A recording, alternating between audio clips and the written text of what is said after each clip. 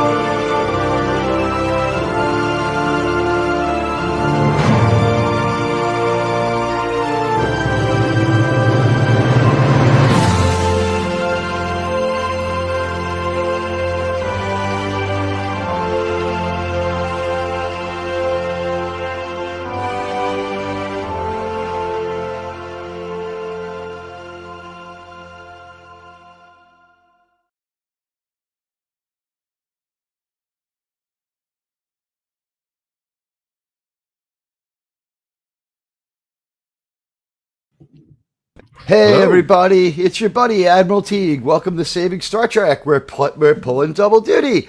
Welcome back. It's nice, Mr. Carter. I prefer a certain formality on the bridge.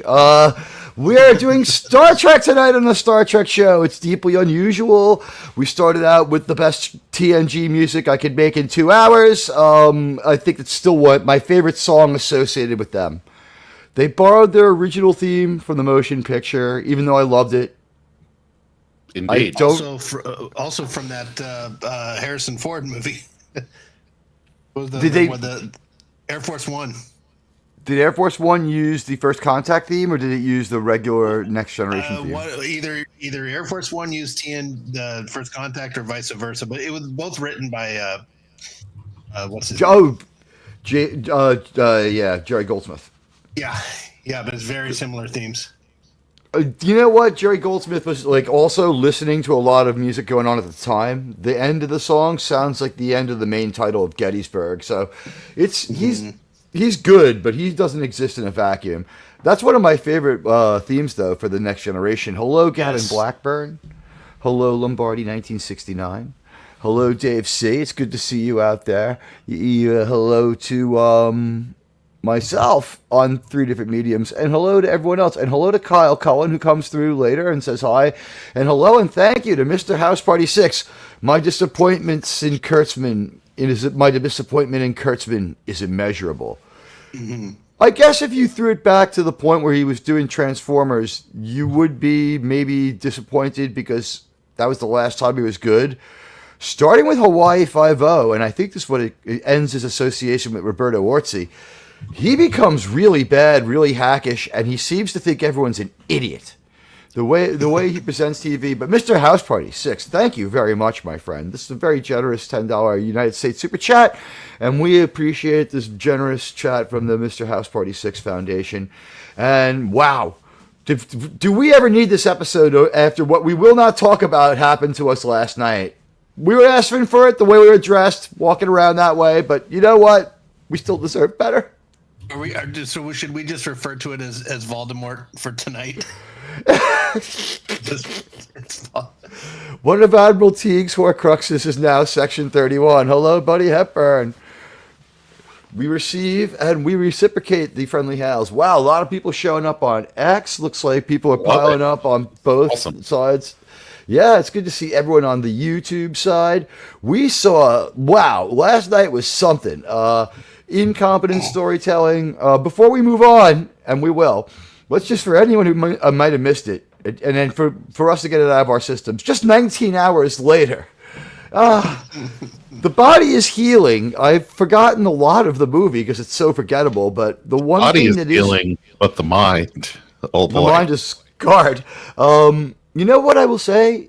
They had not one thing that they got right. Like, Sean wrote a review and he was right. Like, conspicuous problems with everything you looked at or heard. It was like every scene. And in every scene. And it was like there was nowhere you could look to get away from it. It was like the lighting was bad, the costumes were bad, the dialogue was bad, the delivery was bad, the directing was bad, the cinema. No. The uncostumed extra in the Galactic Star Cruiser with their current day glasses on, smiling during a vicious fight. No, that was spot on. That dude picked out some nice specs for himself at Lens Crafters. He might have been we still aren't convinced he's not a stagehand. They'll never admit it. Hello, Mark Harkness. The Trek reviewer is here. Buddy Hepburn is here. It's good to see all of you. Mr. House Party, I just read your super chat. Thank you so much. You know what? As far as that goes, his failure is now complete. What was once briefly his will be ours again. This was the last Coombe place. You know? This is I'm Cloud William, chief and son of chiefs, and I say that was the last Coombe place.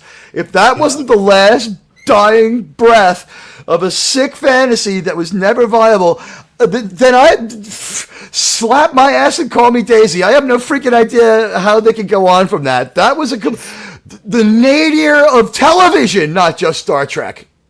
If anyone at Sundance was undecided on what to do, seeing that and seeing the reception of it should give them no doubt. Like this. No, you mean Skydance, right? Skydance. I'm sorry. Don't worry about it. Sundance is happening like now. Yeah, that's the film festival. My bad. Yeah, don't worry about it. If there was anyone that had a shred of doubt, all they have to do now is just look and see that the viewers. I mean, no one is defending this. Nobody. He only has one piece of he only has one little piece of defense. It's like all I had was like a few bucks to work with, but like I would say like that didn't have to ruin your story or make you make every single bad choice. You know what? I said at some point the New York Jets had convinced me that had prepared me for this. Look at what they're doing on Star Trek and look at the New York Jets. Yet another rebuild with yet another rookie coach, with yet another, compromise, with yet another uncoordinated hire. And hey, Sci-Fi Mombi, it's good to see you. Welcome. We saw such a crazy show last night in Section 31. Eyeball eating. And I don't know about you guys, but when I eat an eyeball, JT, I like to crunch down on it like a kosher pickle. She just swallowed that eyeball whole. I know. The optic nerve, that's kind of what adds to the whole texture experience. You need to savor it and kind of get it around your mouth. Like when you put a bite of Jell-O in your mouth, you kind of let it melt first. Then you swallow it. Yeah, there you go. Yeah, it slides down like clams, right? Oh, boy, it's like eating oysters. You know. Can you air fry eyeballs? Does she love air fried eyeballs? Yeah, it's less calories that way. Yeah. Yeah. And what's the deal? Like kind of crunchy. People know better than to work with Kurtzman right now or something like that. It's a sinking ship with no money. There's like no evidence from any of the last 25 things he's directed that he could ever do anything with background actors. Though. All you have to go look at what Vic Mignogna did just with a few $100,000. But the thing is, he spent it wisely. Like, he has enough people, and there's people who do it for free, who have their own costumes and who love it. But the thing is, his ship looks alive. Much more alive than theirs ever does. Season 3 Enterprise looks alive. There's still at least one person walking down the hallway when Bones and Kirk are walking. I think Star Trek Continues had more extras than Yeah, Jonathan. Yeah, no, that's what I'm saying. Star Trek, and also Star Trek Continues. Jeremy and I talked about this when we did 1883. Jonathan Davis bought the tequila. Let's party. Hey, Bennett, let's party. Mark Harkness. You know, they say a lot about, before you remove the plank from your own eye first. I'm wondering, she must be eating some holy eyeballs because she doesn't even care if there's any in those eyes, right? Like, oh my goodness. Ugh. I don't know what it is with the Kurtzman eyeball body horror fetish, but it needs to end. Because he wears glasses. Or do we call them sperm deflectors? I mean, I don't know, whatever. I'm so tired of his storytelling. At this point, we've all been through so much Alex Kurtzman. This is the one narrative trope that he has for everything, is that all characters speak in overlapping dialogue. Clearly, his favorite movie is The Fugitive. He loves the scenes with Tommy Lee Jones. And the other thing is, there's always one character who's too spun up to keep it together well enough to not blurt out their backstory, everyone else's backstory, and what the plot requires. Their Even what if story? They're not their backstory, everyone else's backstory. Hey, the first time I heard an extra letter in there. Yeah. They get their backstories matter, but no, their backstories. All Kurtzman characters walk up and say their backstory. That happened again, but no, there's usually one character who's spun up and nervous more than the rest, and it doesn't help your story style, Mr. Kurtzman, that you have someone go up there and spit out the whole plot of the movie in the beginning of the movie, and all other characters scoff at how stupid it is. That's the only moment that you are true to yourself, because you're speaking for the audience to the other characters, although we wouldn't dress or act like them. I still can't get over the eye deletion using a Harbor Freight half-inch drill bit. Sean said it. Maybe it was from Stanley, a drill bit, from a DeWalt drill bit, quarter-inch wood. No, Harbor Freight, which is the discount hardware store, if you're not familiar. And that intro that you're talking about, Teague, and then we got the whole intro to the show itself to get the audience up to speed was a Call of Duty mission a transmission that would not be receive. Yeah, it was blatantly to us. It was blatantly to the audience. It was just like watching Call of Duty at the beginning of a mission in a Call of Duty game. Or how about this? Reading the inside of the box with the instructions for a game back when we were kids. You know what I mean? It's first it's set it and then spin the dial and then the game of life or whatever.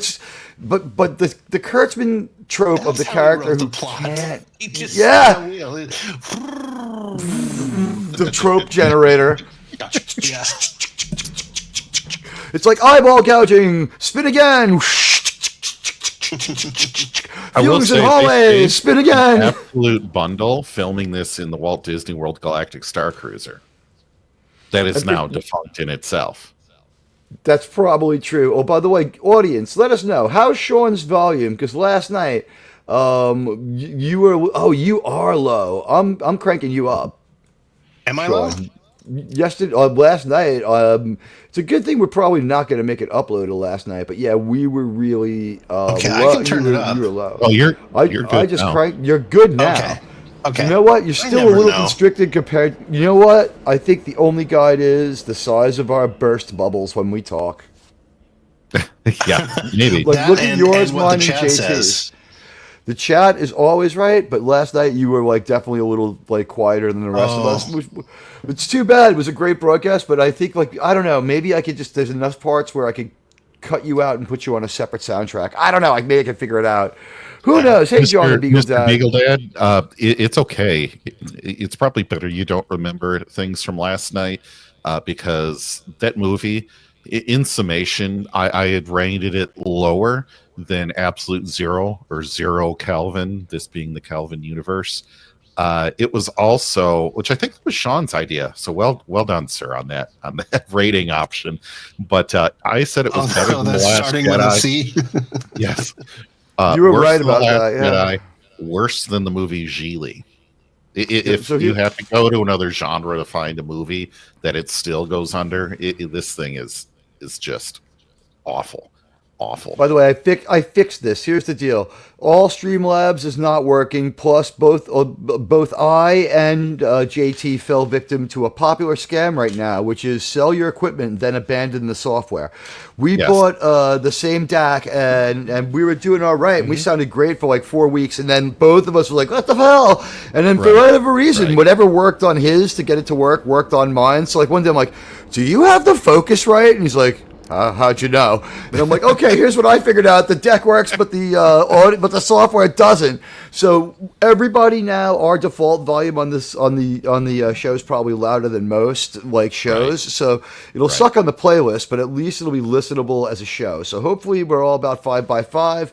Well, hopefully my audio is good this evening. That was awful a week ago.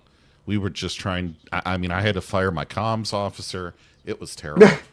So I don't know, but Sci-Fi Mombi, was the editing rushed? Because we know the filming was rushed, right? But like, I think it's not that the editing was rushed, Sci-Fi Mombi. It's just that the filming, the production part was what was rushed. They only had like X amount of Michelle Yeoh, and a lot of the times, a lot of the bad editing was, I think, to hide her face. They had no choice with that bad editing.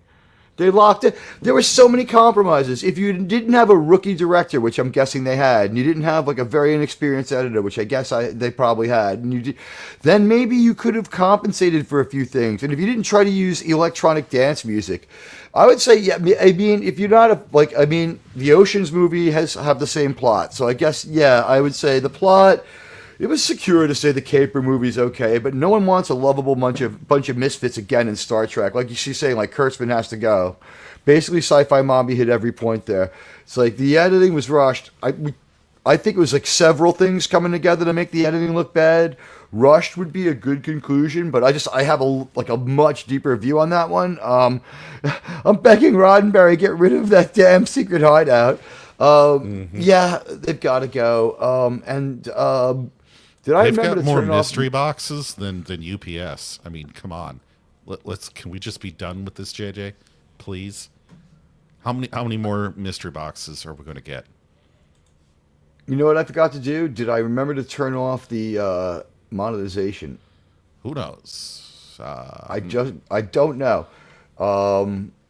I guess we'll find out in a little while. But here's the thing. If it is, I'll turn it off in a little bit. If not, whatever. We had it off last night for a really long one. We have a... Ooh, that sounded dirty. Oh, wait. Hey, I can get rid of it. All right. There we go. It's off. Okay. So, folks, during this just absolutely abomination of something that they would like to call a movie, we had a vote. Should we do the next episode of Season 2 of Star Trek Enterprise, Dead Stop?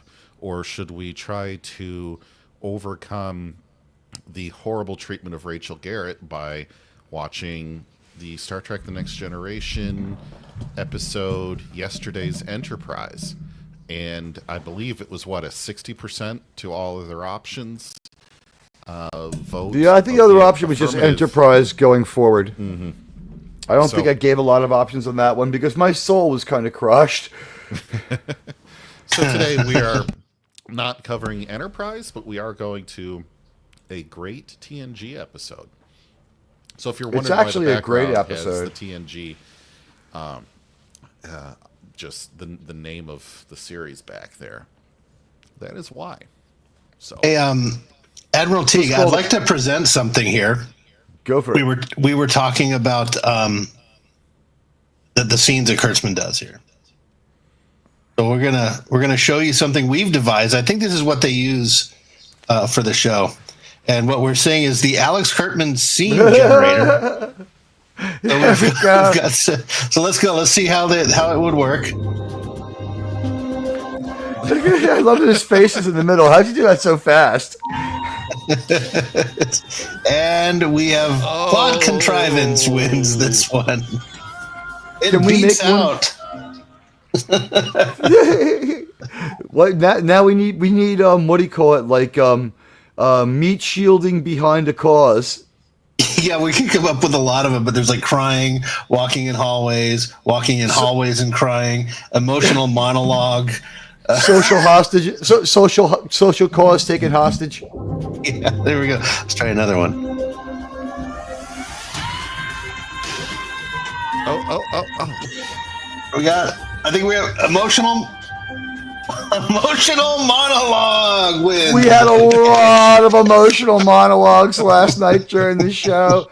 Admiral Teague was having an emotional monologue. You know what, Sci-Fi Mommy? We'll never know, but I gotta say, it wouldn't have been a very good show, especially with the popping out of when she popped out of the cake at the end, Jamie Lee Curtis in that crazy sequence.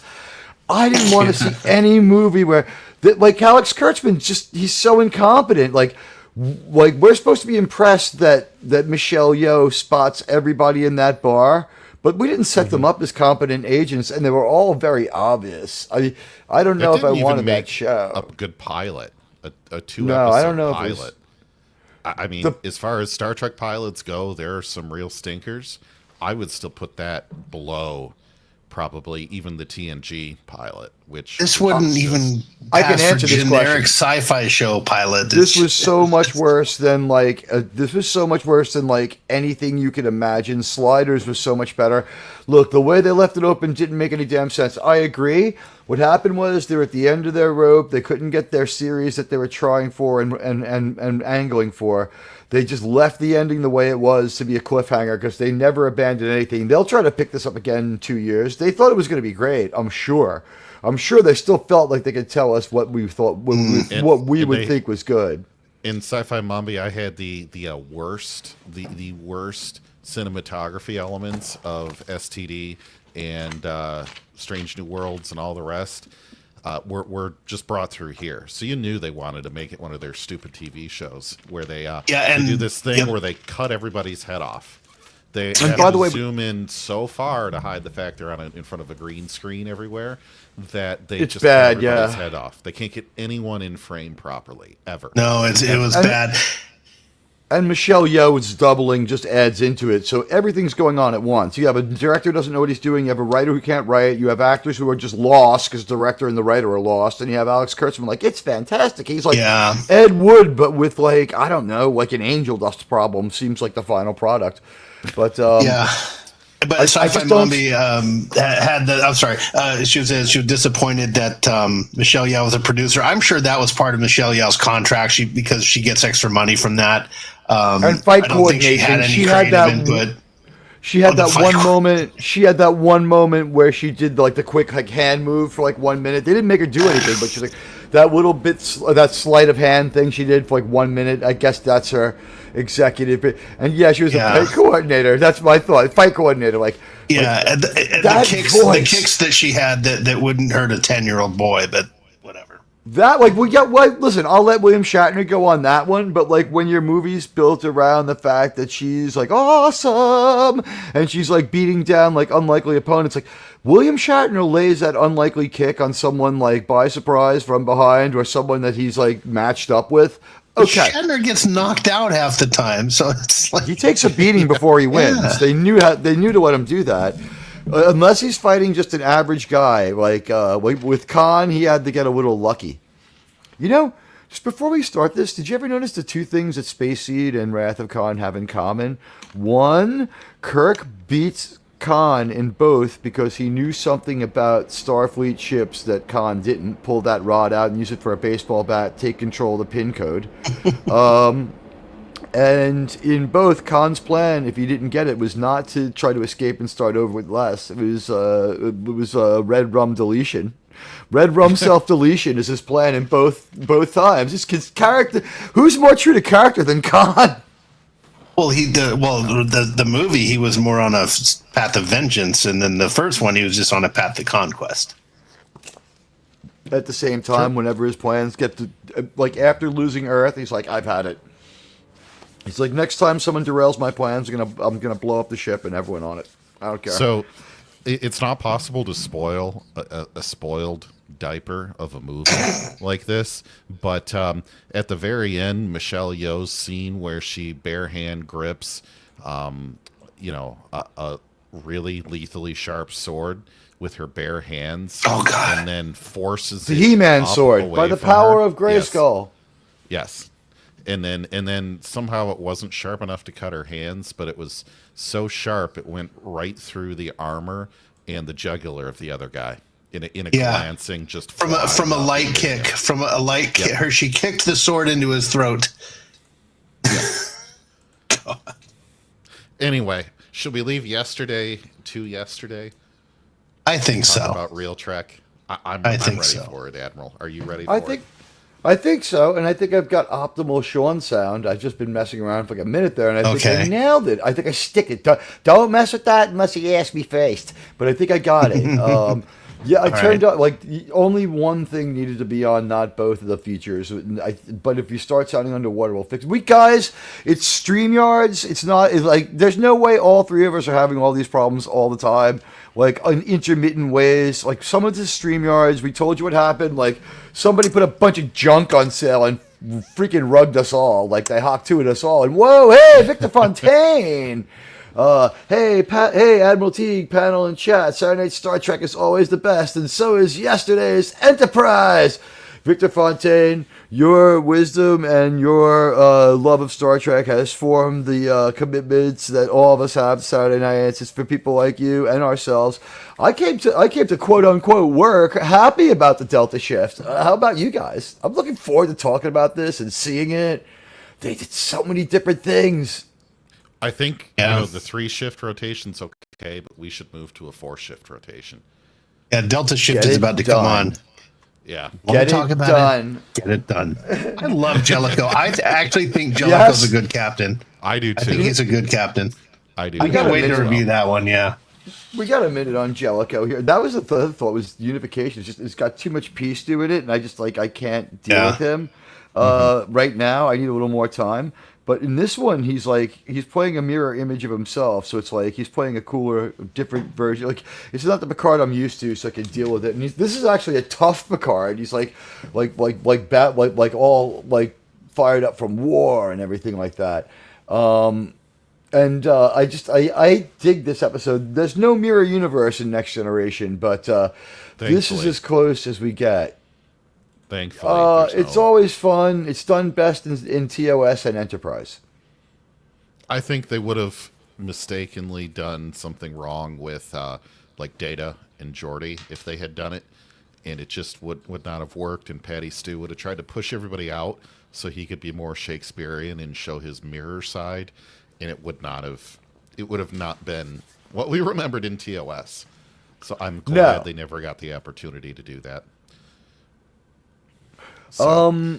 Yeah, Patrick Stewart tends to like walk the line, but in the days of TNG, it seems like he was a pretty good TV actor, and he was the right guy at the right place at the right time. I want to say there was something someone said a little earlier. Did I start the chat? I'm just looking really quickly and doom scrolling through my chat. But thank you, Victor Fontaine. Hey, Tetrarch, welcome. And RRTNZ. The problem with Jellicoe is that no one can watch the episodes without shouting, Dick Jones! They work for Dick Jones. He's OCP. He runs the cops. You're a cop. Ah! By the way, we were not making fun of any causes or anything last night. We were making fun of the fact that these people are just so out of their minds and they're using that stuff left and right. So there's a bunch of shit on the screen behind us, and you would never think that we would do a whole show at the progress flag on screen, but it was like we weren't going after it anywhere near as much as they did, and I don't think that we even mentioned it. We were just talking about how stupid the movie was. We didn't have time to get around to their politics, and they seemed to not to. And if that was a concession to try to improve the show, ideology wasn't a problem. They made fun of people with mental illness. They took a very glib. I don't know what to say about that one because it's like they lampshaded it by making body dysmorphia into mechanical dysmorphia or a mecha dysmorphia, which is like, I guess, like Mecha Godzilla. Like, you know, I can't get offended that people want to kill Godzilla, even though I love him because he's not real. So Mecha dysmorphia, even though it's not real, yeah, they're being like, I think it's more like the kind of like one of their kids had it, so they like this mecha dysmorphia may have been like I don't know, something that's around their house. It's like some kind of weird neuroses. It sounds like I don't know, you know, like body dysmorphia is a real disease. Mecha dysmorphia was like being treated like neuroses. So yeah, being glib with real stuff and stuff like that, and like this was like the problem with like Star Trek First Contact is that Picard, like in the beginning of the movie, like we find out that his whole family's dead for no reason and his nephew stayed 10 years old for like 10 years. But it's just ridiculous and it's needless darkness. And, you know, I don't really think Deep Space Nine was the beginnings of the filth. I think it had the seeds of it. I consider the First Contact to be filth. Like, you do? Needless darkness, right? And girl boss Whoopi sets him straight twice. On this episode, we got ourselves plenty Whoopi, guys, but she's a pretty cool Whoopi in this one. Her ability to act is like right where it needs to be. She's not too over the top. I don't find her to be annoying in this one. She does a good enough job. Her character's supposed to have some sort of cryptic magic. There's nothing wrong with Whoopi's performance in this, except that like we have to deal with the fact that she's Whoopi now, but if you can get over that, you'll be okay. And it's really not the biggest deal. Anybody feelings on Guinan? I'm just happy as long as we don't get the cat claw. I'm going to do some magic spell. I'm good. Why is Q afraid of her?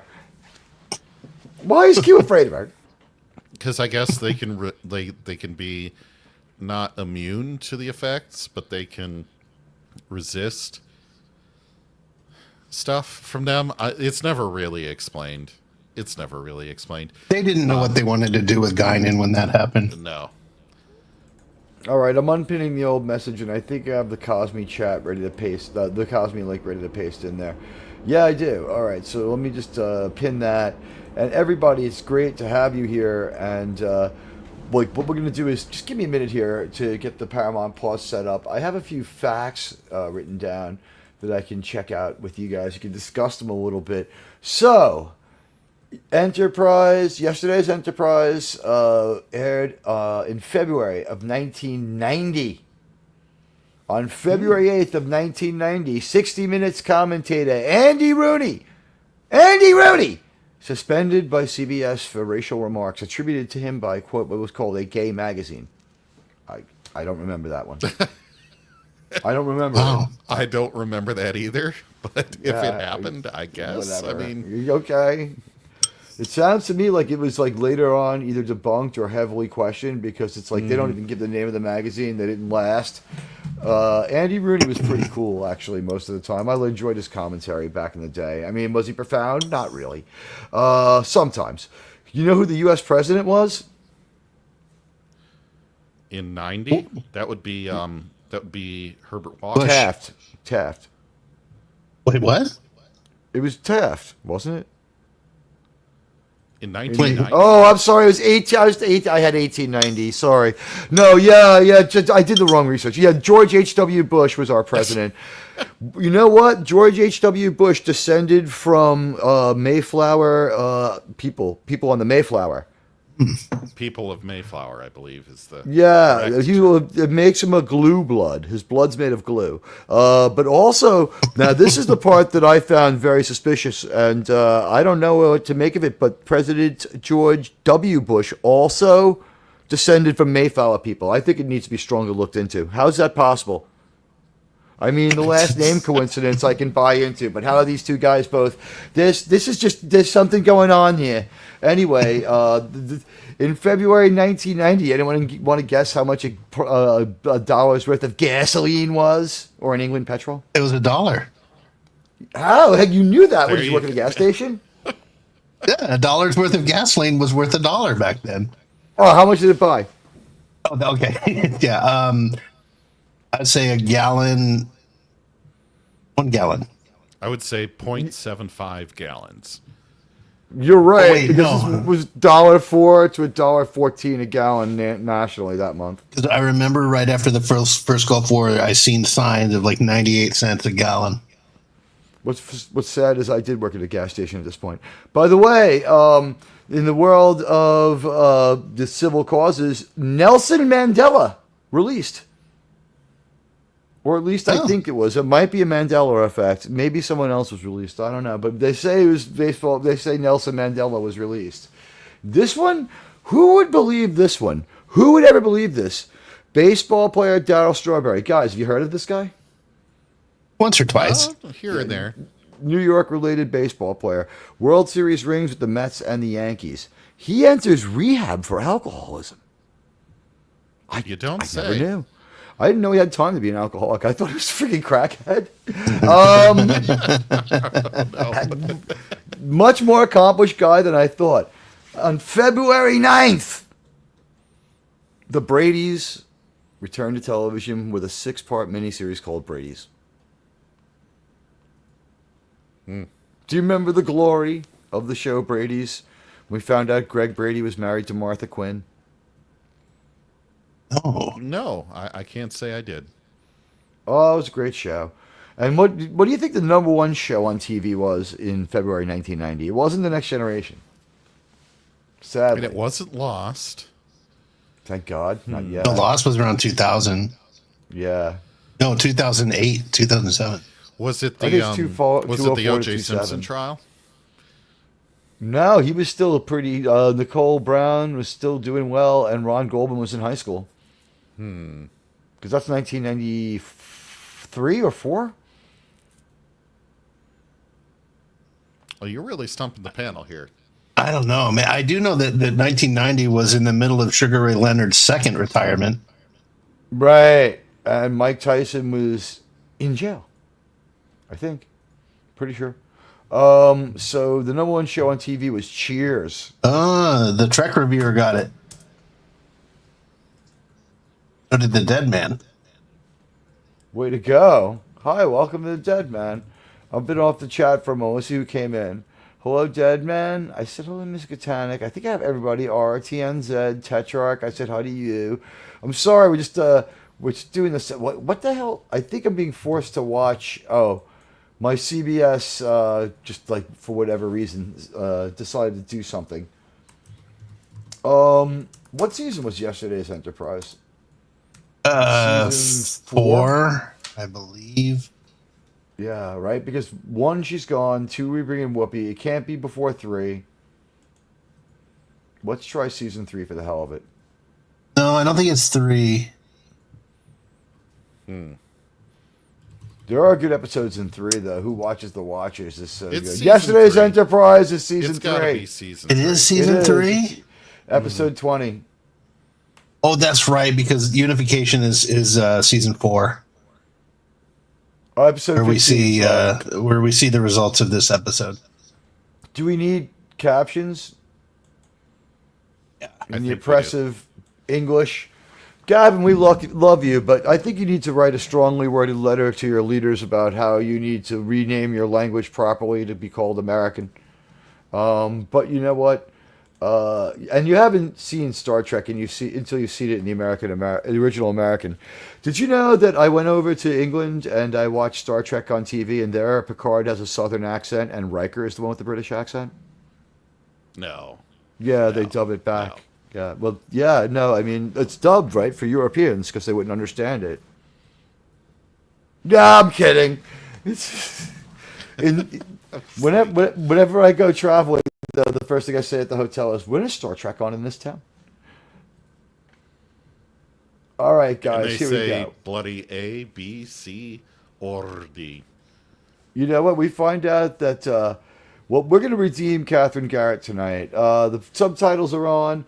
This fantastic episode of Star Trek: The Next Generation is 45 minutes and 37 seconds long. The first 2 seconds are cut out, as always. I don't know why, but we're starting at the 2-second mark. The screen is completely black. When we go into the theater and make sure I've got this hooked up the right way. The pin post is the way to be, no matter where you are. The Pin Post is the shit, guys, and hail in the theaters. And let's just say we're going to have some fun tonight. Join us and sit back for the next episode of Star Trek: The Next Generation. How's that for upselling the episode, guys? There you go. I love it. Yesterday's Enterprise on the next exciting episode of Star Trek: The Next Generation.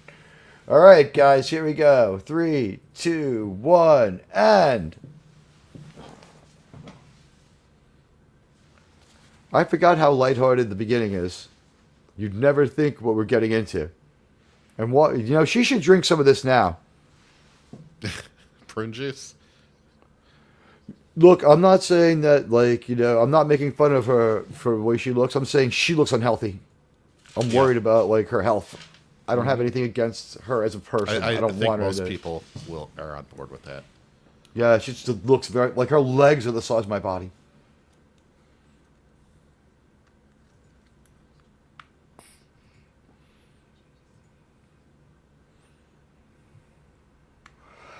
This is one of the least stupid She's Guinan hats, coming by the on to way. him. She's like, you always drink alone. You should seek out some pregnant pause companionship. She's not suggesting an Earth female. Although, I have under the impression that the captain sometimes has sex with Guinan and sometimes has sex with the Doctor. Which one? Well, there's a thing to walk back into. Both. Both. At the same time. Yeah, both. Dr. Solar and Dr. Crusher, I mean by that. Dr. Pulaski takes notes. But she has some very unethical suggestions what they should do. No. And general anger towards sex, not men, but sex in general. She's like, I'm a heterosexual, but it's beneath me to engage in it. This is a great singularity, by the way. And why does she seem to recognize it? I think she just senses that something's going to go crazy with the universe. She feels, well, she has a cat-like connection to the universe. What can you say? Mm-hmm. It was a perfectly done and subtle thing just to show, and it showed us she knows something. By the way, the fan art was the fan art was consistent, so I don't know. It seems like after we go through this, the deflector dish color changes and the fire of the phasers changes. Hmm.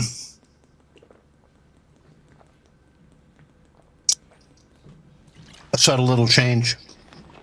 You know what? Thank God they said it makes sense. You can't understand it. He's like, we don't understand it. Good enough.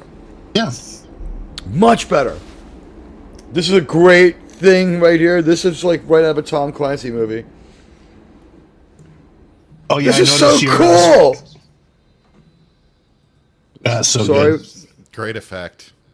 What were we gonna say, Sean? No, I was just agreeing with. Oh, the screenshot you had in the intro where you showed both of those pictures right there. Yeah, isn't that great? Someone, I found that. I didn't create it. The unfortunate thing here is for Denise Crosby, they had her oddly saggy in that last scene. They didn't retailor her uniform till halfway through the episode. No. Yeah, why are you still on the ship when it's a military ship now? But man, this ship looks tough. I love that ambassador ship. By the way, the best kind of time travel story. It's magic. We don't understand how. How are you going to get back? It's magic. Don't worry about it. This is the best her hair ever looks. Yeah. She looks cute. It's still pretty boy, but it's cute.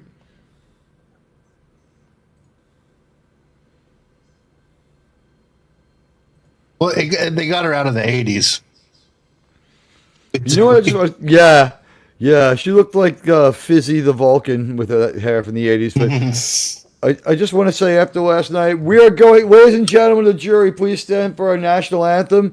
Afterwards, we will clear at these proceedings Captain Rachel Garrett of This is not a Section 31 false flag operation.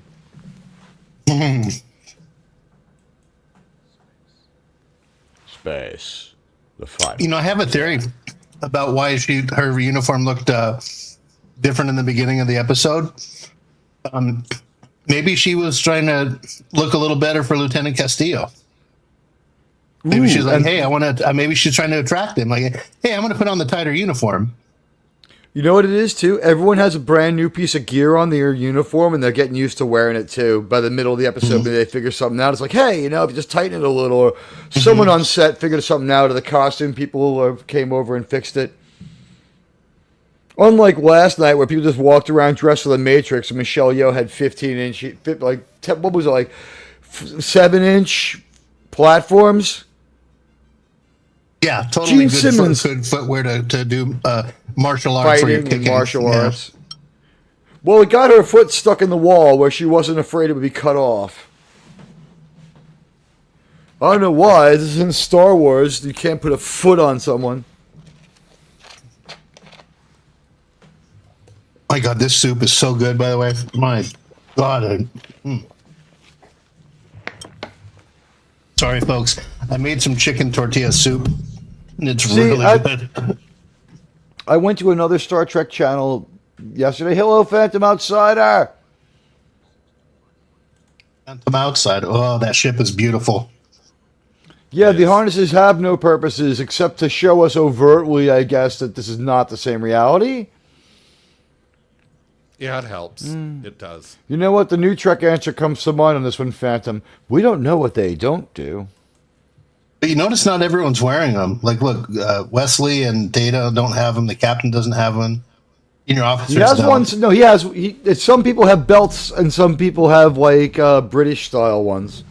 Oh, There's a harness style one and a belt style one. But I think even Picard's armed. yeah, Picard is, but he doesn't have the shoulder harness. So maybe it's just crewmen. Yeah, Crew members. crewmen have it, and security. I think security has it, Yeah. and only security has it. But everyone else has a gun belt.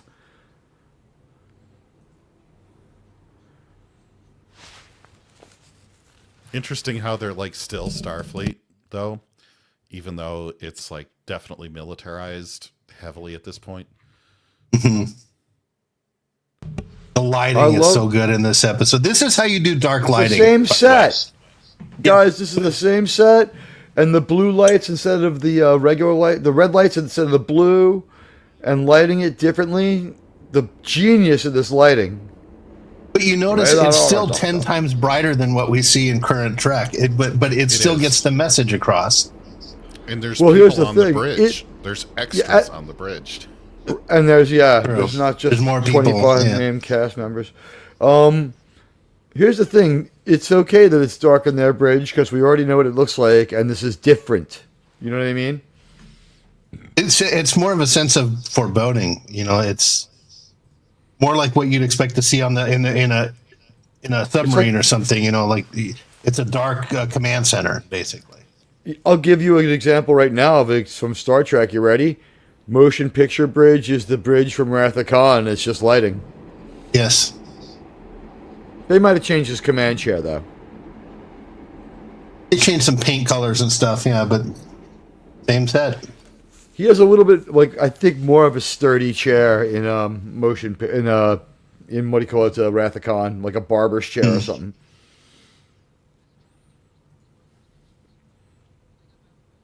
Oh, I noticed there's stairs too in this bridge. The other one does not have them, right? Yeah. Does it? It was some texture. I don't think we film it from that angle. angle.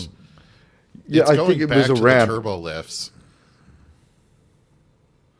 Still no seatbelts. Hey, FAL's back. Hey. How you Hey, doing, FAL, welcome, our friend. Oh, is All it of our FAL or is it FAL? Like, how should we pronounce that? It's Fleet Admiral something, so we could call him Fleet Luigi? Admiral. I forgot the L's for. I looked at it when I went to his channel. It's good to see you. Welcome back. Yeah, let us Double know. dose of Star Trek this weekend, and you get the good Star The Trek real tonight. Captain Garrett in the badass red uniforms. I love it.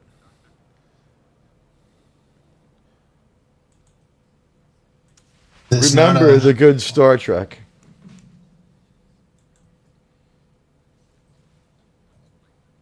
Such a good captain.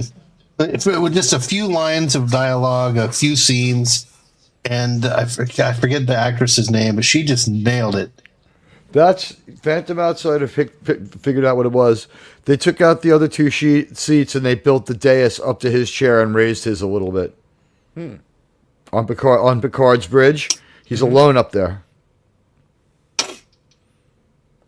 He would have been a great Mark Harkness actress for saying they Janeway. speak to each other with respect. She would have Which been. is, yeah. Current day Trek, they would be like laughing at them, like, how could you be so stupid to get blown up like that? It's like, yeah, Tilly would go on there and blurt out all the things that they must be behind on and how much culture shock must be bothering them, and then solve their problems with the power of math. Okay. Fleet Admiral Levi. So Fall. Okay. Like fail or fall? Fall? I got no problem calling you Fall. Good to meet you. Officially. We met you yesterday, but good to get that straightened out. You won't get this much Star Trek every week. Actually, you will get this much Star Trek every week. Last night there was no Star Trek. That's true, yeah.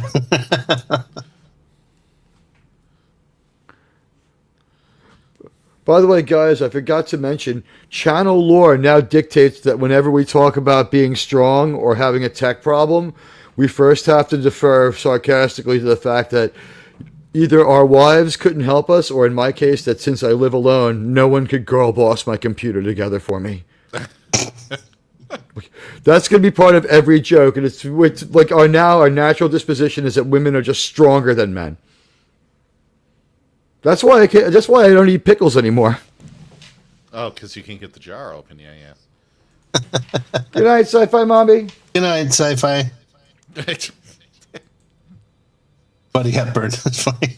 The Picard maneuver to pull the tunics down.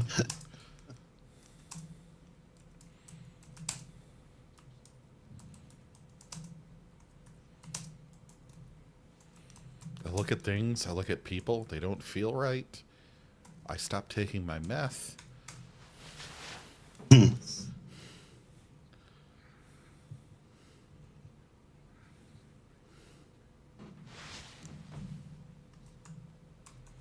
This is what she thinks, how she probably recites this line when she thinks about the president.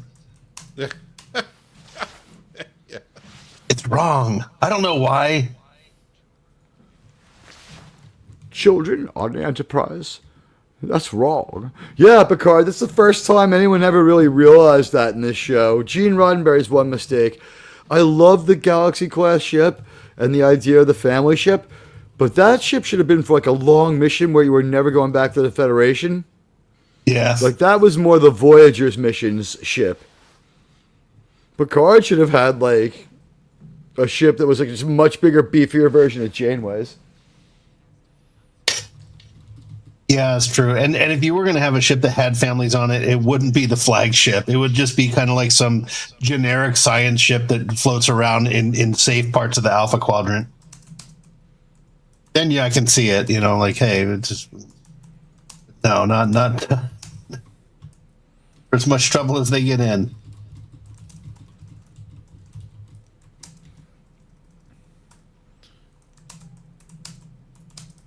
I want to know what the null G ward is. Like they're putting them in weightlessness? That doesn't seem like that would help healing in any way.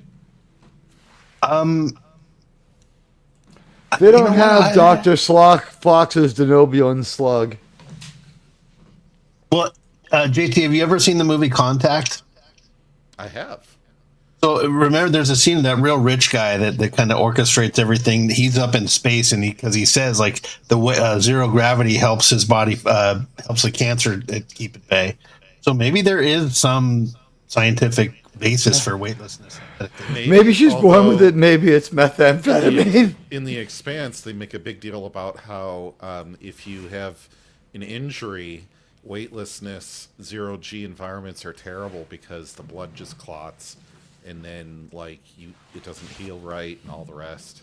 So I don't know. I don't know which science is right and which one is wrong. On Yeah. that, but I just, It's still a cool, subtle background sci-fi thing. Let's just take the Trek reviewer's question here. He says it should be more heavily armed.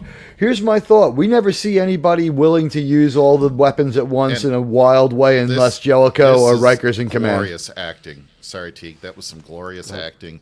And this is how you properly frame people. If you're going to do a close-up on them, you can. But look, it is possible to get their entire face into frame.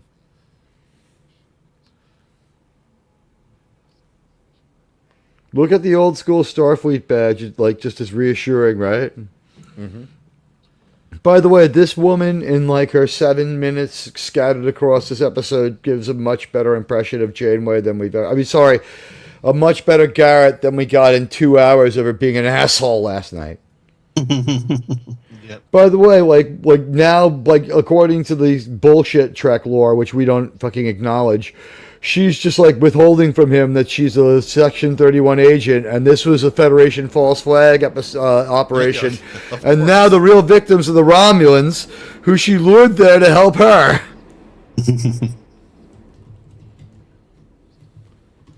Yeah, she's just a really gallant captain.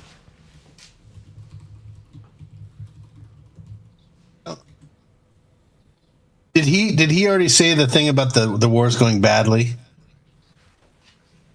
I believe so. No, I think he just acknowledged that there is a war. He's going to tell her that they need their ship in a little bit. Which, holy cow, a 20-year war. That in space, nonetheless, right? With all this destructive power. We did 40 years worth of war in 20 in Iraq and Afghanistan. Big deal. Star Trek sees the future. She's really... Is it cold in there? Or?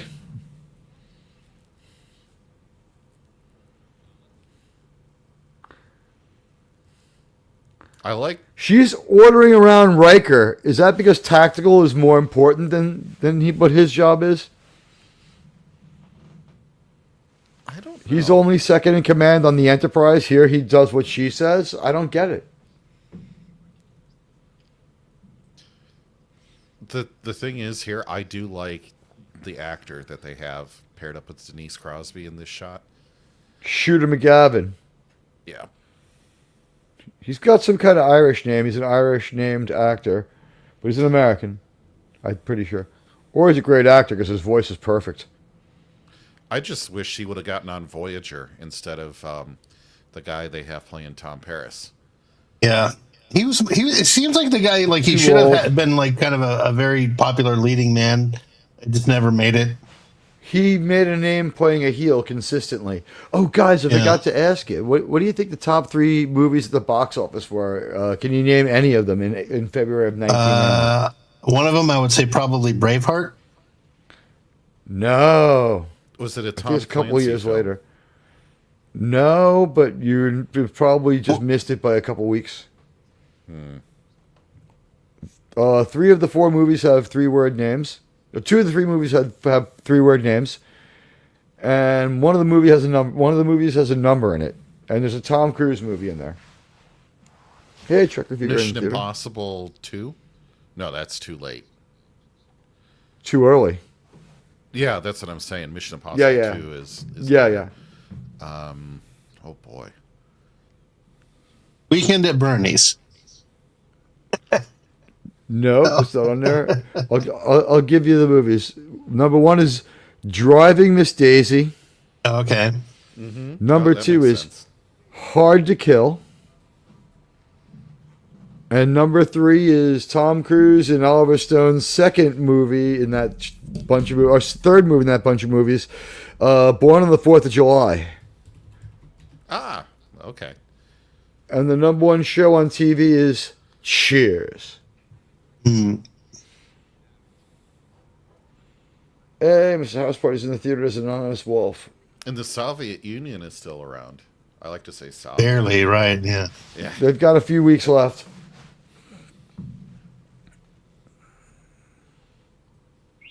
Some shit happened by March 2022. By March 1990, something really crazy had happened.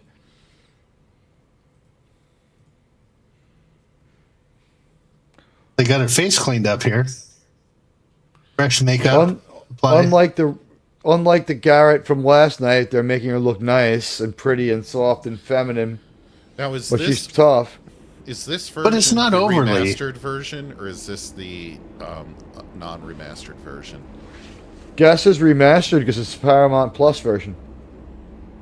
Because it does not look remastered. Here's the thing, on the Cosme, I keep it down one level so it doesn't strobe and freeze as much. It's one level below 1080. And hail to Daniel's Hot Topics. Hey Daniel, it's good to see you, my friend. We've got a great group tonight. This is good to see. Yeah. It's a great night for Star Trek. It's a great night to have all of you here. And to have 15 people watching the watch party, that's really something. If you could keep the browser open on a second device, that would help. Crimlon's here. Hail, Crimlon. Crimlon. Crimlon's got our membership badge. I believe that's month 2. Read by nature. Hey, Reed. Reed, what's going on? We're watching good Star Trek to get over what the hell we went through last night. Why couldn't you say that of Kurtzman? Every fiber of my being says this is a mistake. I know I'm right. That's what she said going on the day after Election Day last year. I would have taken the day off if I was like... I know I should not open my mouth. But we're doing I know that... Every fiber in my being says this is a mistake. Hey, everyone. Thank you very much. We got 18 people watching on YouTube and 17 likes. Thank you so much. Very cool. Guys, the likes really help us polarize the hull and keep us protected. And you know what was great about doing this episode? I could still call it Saturday Night Enterprise. And that's true. Make jokes about current day Whoopi and The View. Just it's The View, guys. We're not trying to take a political stance. I'm going to be honest. Whoopi was a good actor back then. View. Okay. He really was. We have to, like, right now, I'm just going to say it, like, we don't agree with her anymore on a lot of stuff, or some of us don't, but, like, let's be honest, Whoopi was a good actress at a time when she helped the next generation get heavier, but here's the thing, even before that, there was fun comedies that were all right. She wasn't overly... of course. And Jumpin' Jack Flash. Clara's Heart with a movie... Clara, that comes after, but Clara's Heart kind of made me and my sister cry watching it. I liked Sister Act. Both of them, they're pretty good. Yeah. She's a talented person.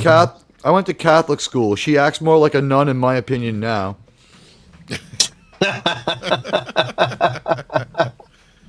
I still go to church and stuff. Don't get on my shit. Jumpin' Jack Flash is a fun movie. How they treat these people. Hi, Scarif Scuttlebutt podcast. Good to see you. Scarif Scuttlebutt. If you can, I don't know if try to drop your link in the chat, and if I can, I'll copy it and put it back in there for your channel. Scarif Scuttlebutt's a good guy. Oh, I can get it here in 2 seconds. You want me to post the channel? Thank you. Yeah. By the way, you notice that they only have standard rations? Even the food power has to be diverted. I wonder what TKL stands for, though. I know it's general thing, but I wonder if it's like total caca or something. Scarif Scuttlebutt, one day I'll need a favor from you. I just, I was starting to say a moment ago, I love how they treat these officers with respect and dignity, even though they are from the past. And they'd be dunking on them now in Discovery? Mm-hmm. You're archaic. Oh, they're not. Tilly would be laughing out loud and interrupting ourselves about how they're all dead and how it must be weird for them to be alive again, but then they're going to be dead anyway. Oh my god. It should be, oh my god, it's so weird. That's the power of math. Say it in between bites. Oh, no. You guys, I swear to God, it's old. No, the weird thing is... You gonna eat that? In Discovery, Captain Killy from the Mirror Universe actually looks quite attractive in the way that they had her costumed. not like they purposely uglify her. The horrible way that they had her costume in the normal show. Are you talking about Tilly? It's just not flattering. Yeah. I have shown the red carpet pictures versus the regular Tilly over and over, and she wasn't that bad looking at the start of this. Mm-hmm. And I think they play a part in her unhealthy look now. Yeah. Mirror hot. Yeah, Mirror Tilly was cute. Some people, like, Bird of Prey 5 was like, his juices were flowing for Mirror Tilly. Yeah. Yeah.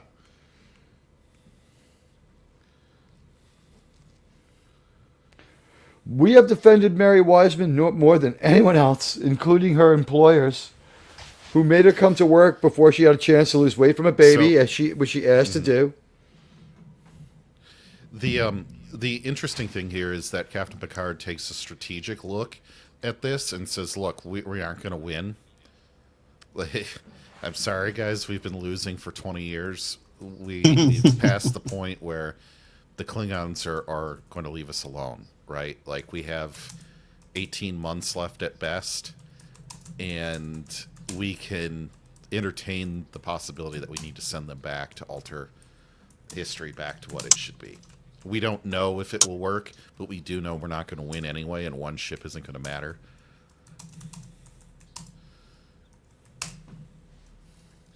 This is one of the times that I think the conference table works well. I know a lot of better with the lighting.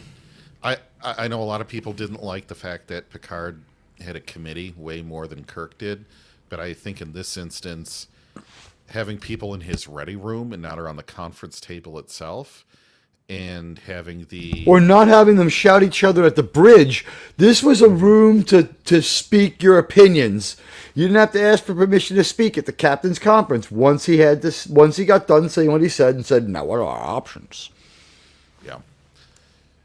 But I just love that they were able to do this way and educate the viewer, move the plot along, have something meaningful occur that wasn't gobbledygook or, filler for people to cry, all this other stuff. It was solid.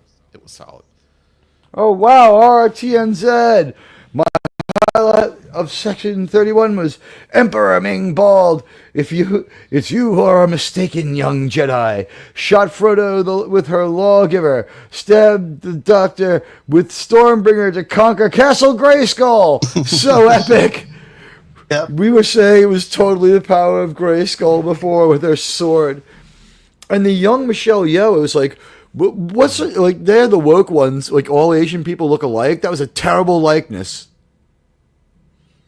Is that the meta? Janeway's haircut better than Janeway, by the way. Here's where we get the little speech from Picard where he says how the war's going badly. They say that. Yes. Yeah, I love this bit. This scene right here. Where Picard says the war is going very badly for the Federation. Now, wouldn't it be possible for them to say, "Come back with me, dispatch the Romulans, say we sent our most valuable high-tech ship to go and protect the Klingons"? The battle should be that the Enterprise C should fight off the Klingons while the Enterprise D goes through the Singularity and takes out all the Romulan ships. And then now you have this incredibly advanced ship, and now the Federation can be completely OP for like 100 years. That would seem like it would be the quote unquote best of both worlds. Oh, I saw you did that. I love this scene where once he tells her why going back would help, she doesn't have even a second thought here. Like, we're going back because she's committed to the Federation and the Starfleet right here. Doesn't even hesitate.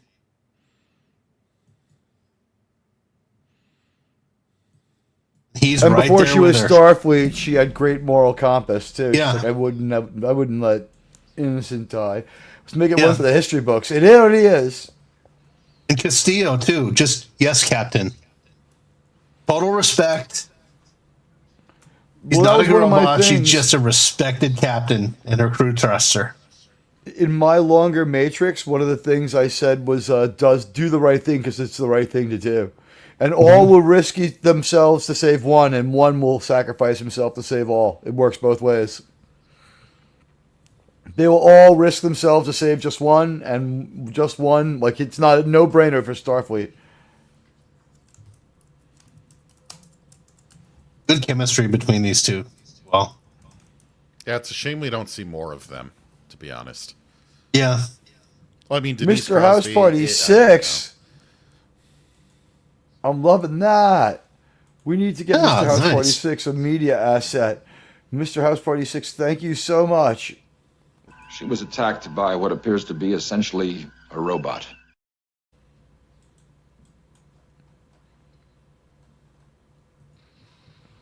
Thank you. We're being attacked.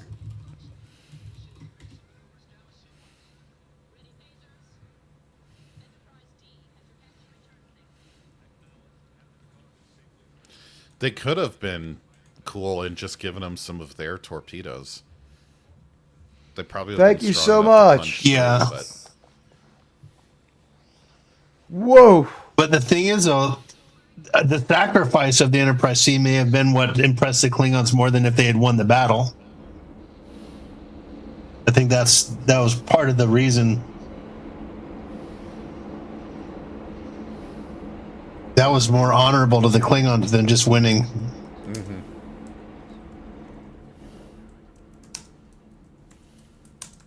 That's true, read by nature.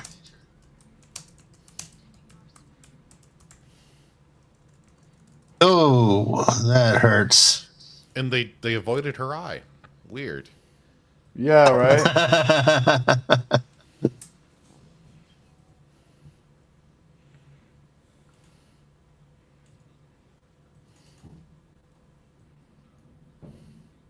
Yeah, she trained her crew great. These are some of the greatest Chads in all of Starfleet, am I right?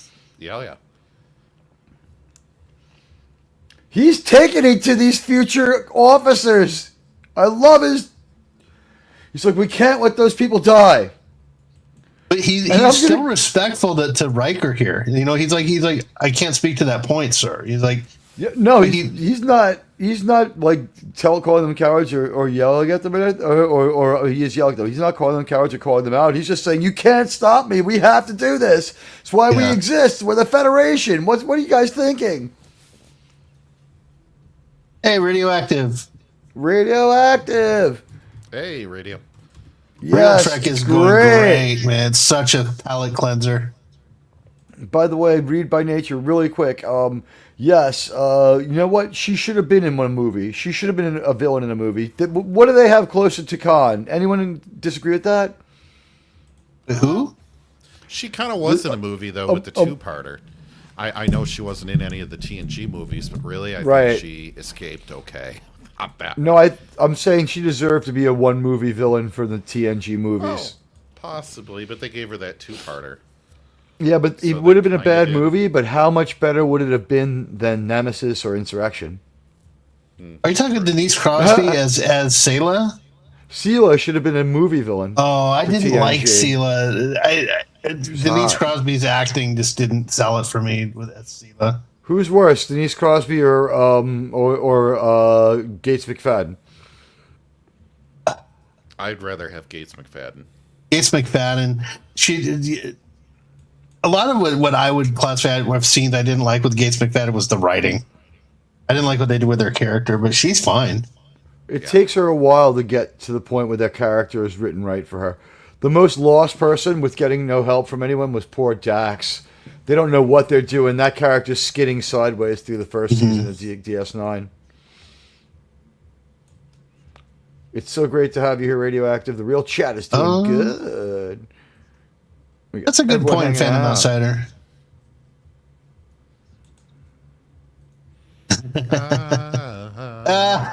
He's a brevet. He's a brevet captain in the only federation that he acknowledges. He's for not sure, a right? captain, though. He doesn't outrank Riker. He's just captain of that ship.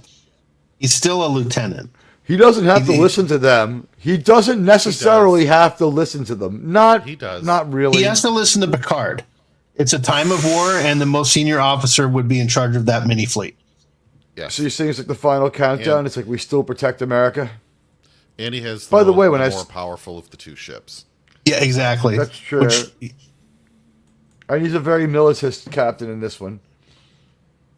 Yeah, in a time of war, they would say they're not a fleet, but they're like a flotilla or whatever it would be called, and Picard would naturally be in command.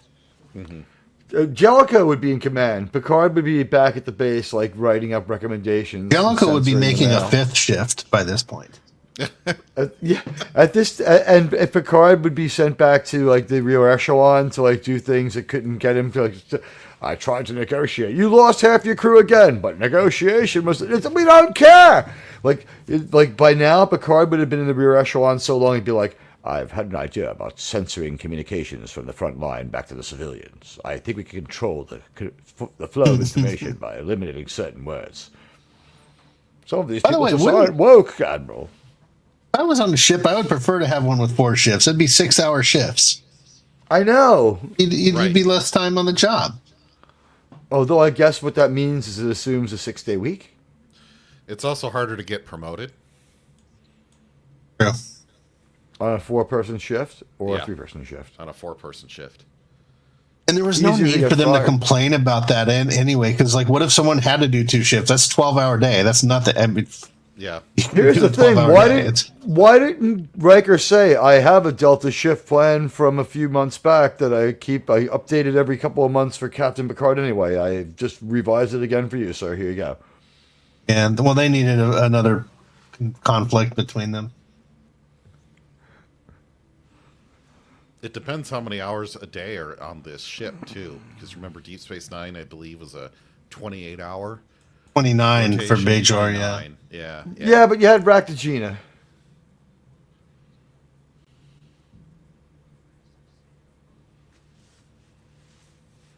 So many good scenes in this one. The lighting is everything on this different story. everywhere. The one, did you notice that like 10 forward was bright, but everywhere else is really dark, as opposed to the other way around in the regular world? That's Come true. on. 10 forward is darker to be more relaxing. Now, when we see the outside of the ship, look at the color of the deflector shield and see if it's blue. I mean, of the long range sensor, and see if it's blue or if Are you it's talking red. about the deflector array? Yeah, is it blue or is it red? Oh, I think there's a few subtle differences that we might not have noticed. yeah. Denise Crosby nailed this episode. I didn't care for her as Sela, but maybe that was the writing. It was very. I thought she was great in the first episode of Silo taking on Data. Yeah, she was okay, but she was a little too much of a twirly mustache villain. You know, it was a little hammy. Yeah. A little I ham-fisted. understand that criticism, sure. It wasn't horrible, but you know, it's like, okay. You know. I do like that she goes, I hate Falcons. I hate the logic. I hate this. Yeah, I love that. That was good. That was good. Yeah.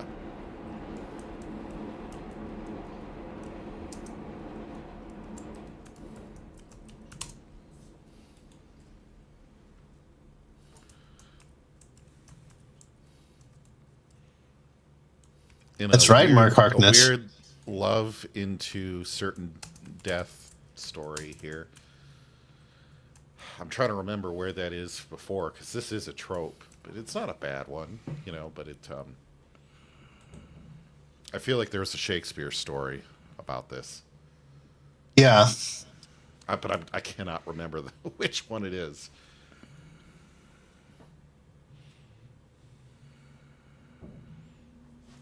I think maybe St. Crispin's Day. Yeah. Oh, and folks, thank you so much for hanging out and staying with us here.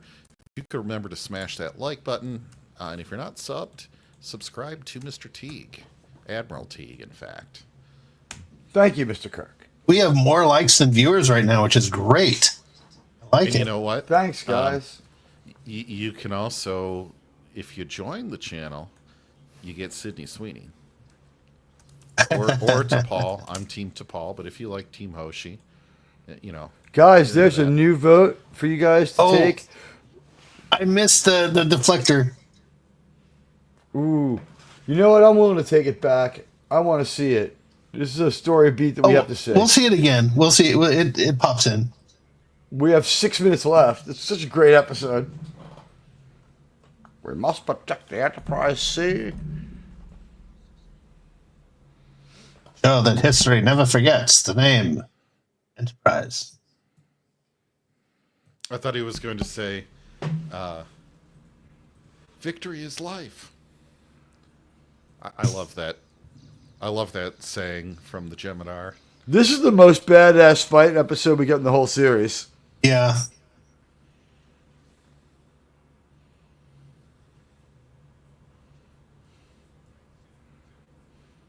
I like how they brought Wesley in too on this one. And it's a full ensign, so in other words, he's out of Starfleet Academy. Yeah, he's not out of Starfleet. He's just in service early. There is no academy. You learn on the fly. Everyone does. Yeah. By the way, that deflector array wasn't any different. I think And It wasn't. he's not full of Okay. BS either. He just sits down and does what he's told. He was a good actor at this point. I hate his opinions. He's allowed to feel that way. He has freedom of speech too. He's a Kurtzman apologist. I don't like the word that rhymes with pill. I think YouTube hates it. And I don't know yet. That might just be Fall is a fan of Sydney Sweeney, a man of taste.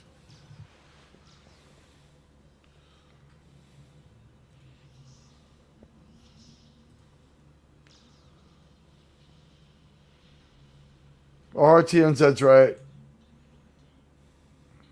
you know there's I'll bring up one of my review, but I do have one little gripe on this, but maybe it could have been explained with one line. No problem.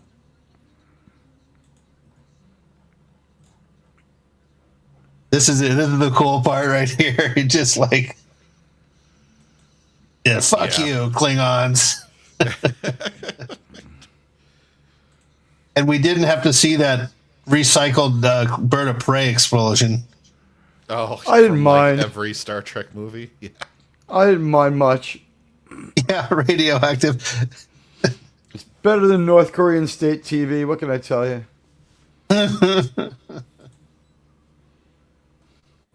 And I think this is going to be like the 7th time we've seen Geordi open a panel and say coolant leak in the series. He'll like open a panel and look at something like, oh shit. Yeah. He does it in this one. It's just like a thing they did with him. Go to this panel, open it, and like realize something's wrong. Like, here it comes. Like, if the stuff in there was that important, wouldn't you just have it?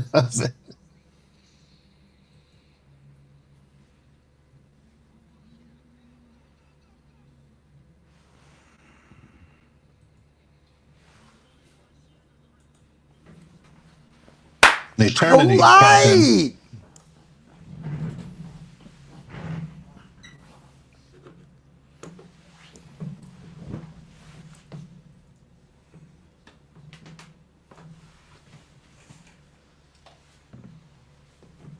Hi, Riker. In the weird rocks that are stored on the bridge.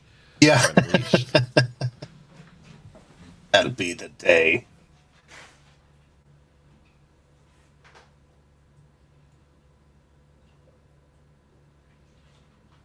They at least did give him a good line right there. Yeah. A good scene right there, too, that imagery.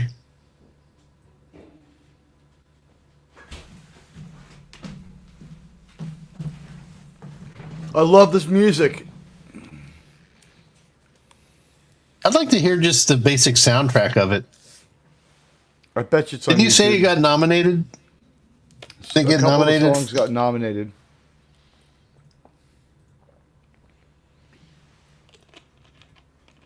Wesley's I- back to being a puss. Archer 4. Yep. Really.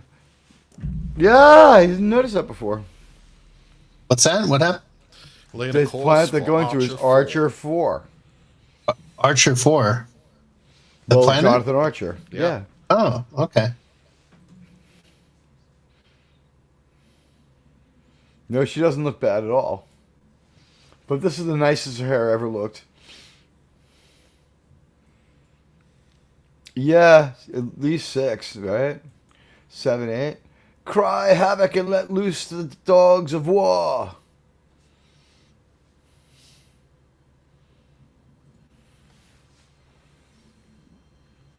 I feel so much better. Oh, it was like some kind of cleansing ritual. Oh, look what episode's next. Oh no. Let's listen to this song. Why not? Wait, what's next? Lol. Lol. Oh, that's such a good one too. Wait, are you It's talking? good, but it's a little cornball. It's The fun. Offspring? I like it. No, yes. The Offspring. Oh, I love that Lol. episode. I do like it, but there's a couple of moments where I just kind of have to laugh a little. And it's the post-episode contextualizations that do it. Like how Lol is 1/4 of Data now. She lived for like a few days. Yeah. Bum, bum, bum. Hey, Radioactive, thank you. Woo. Radioactive, thank you very much. I was late, but 5 minutes of real Star Trek is better than all of Kurtzman's soy track. You know Yeah. what? It really was. And now, I guess we'll chat for a couple of minutes, and then we'll remember when we have to get down to rating the episode, because that's when we don't curse much for a while. So curse your heads off now for a couple of minutes. But we brought that one in. We're way ahead of schedule compared to tonight, last night. First of all, it was enjoyable, and we didn't have to stop to point out blatant stupidity. That took us you know what? I was proud of you guys last night, and also I want to say, back here just 19 hours later, the greatest part of all of this is hanging out with all of you, and especially my Star Trek buddies. We were all like busy doing life today, but like everyone was enthusiastic to do this. We had a few Yeah. minutes to talk about this, and I thank both of you guys for being here with me. I really, really do, and I wish Germ was here. course. Maybe Germ will make it. Because we might have time for him to get in at the end of this, but. Last night was kind of a slog, so let's see. This one has a lot to be said about it, but yeah, guys, put your out of 10 ratings in there, and because the question tonight is not a poll. I didn't ask people to rate the episode. Tonight's poll question, and it's doing all right, is Oh wow. Oh wow. It's a good what question. is the TNG's greatest tale? And it's yesterday's Enterprise, Unification.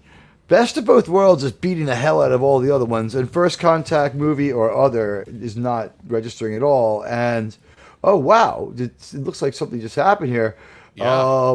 Wow, Mr. House Party 6 gifted us with 5 Admiral Teague memberships. Oh wow. Thank you.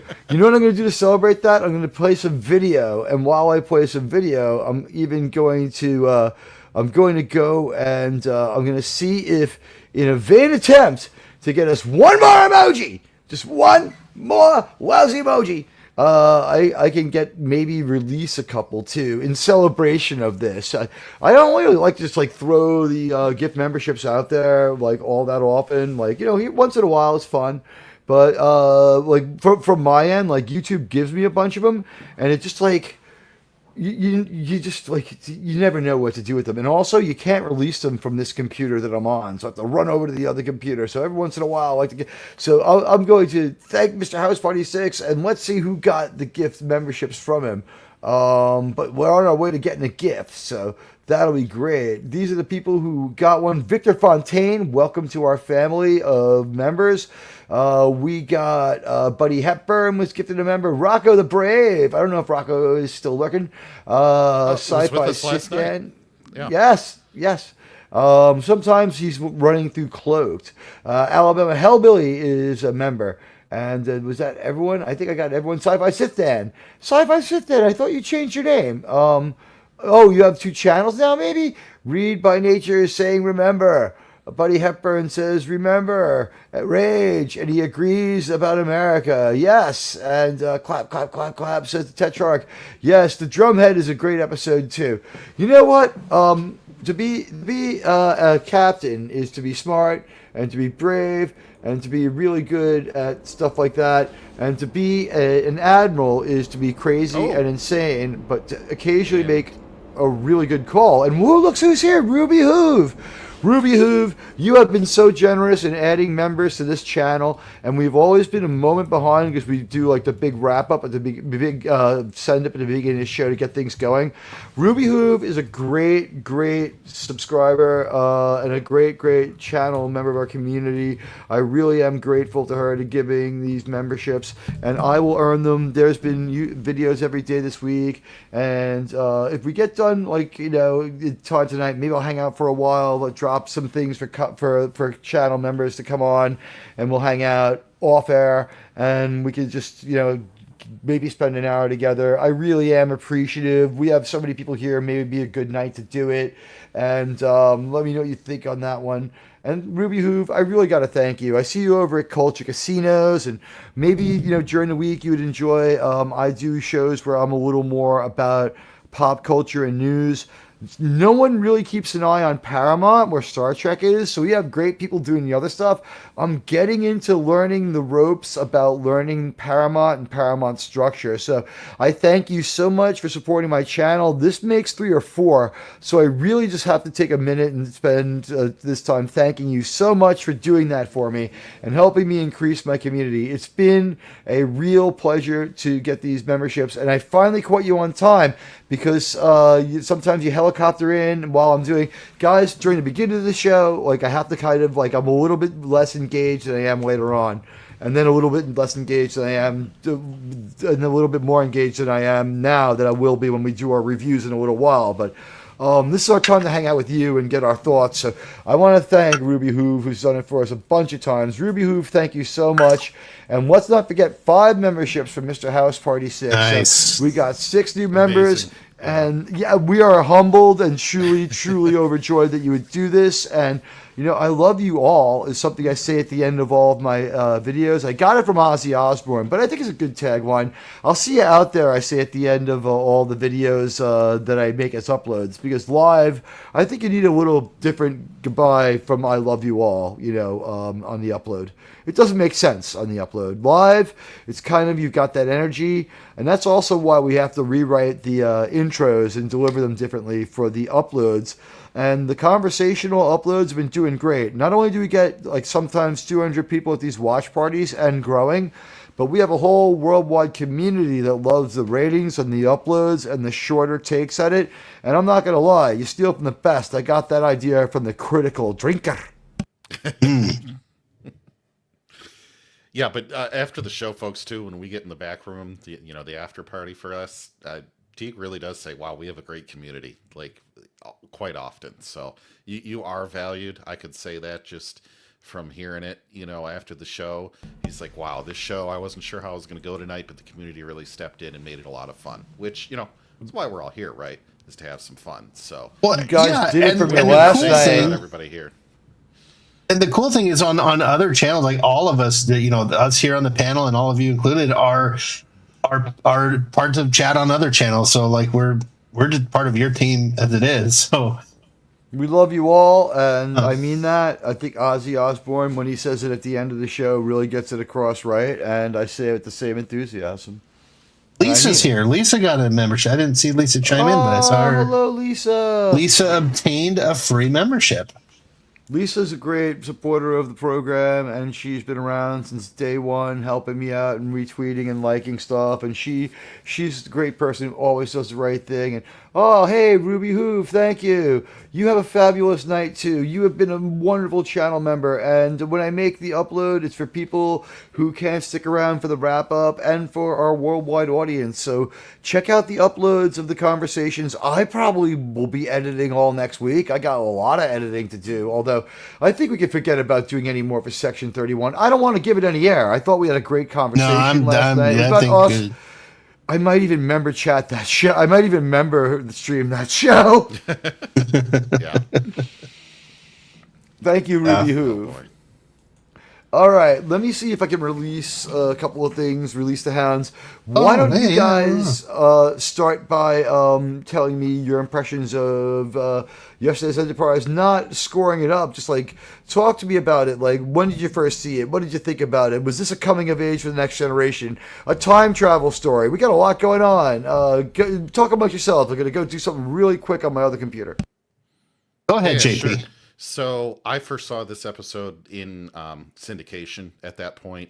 1990 was a little too early for me by probably a couple years. But I was impressed as a small one about, how serious the alternate Enterprise crew looked with just the uniforms and the lighting. It really back then, and I think today, still gives a sense of power and focus towards that one singular mission, even though they still use the same set, same bridge, the same crew, even 10 forward and all the rest. It really gave an alternate glimpse of what the Enterprise could be if not for a ship of exploration.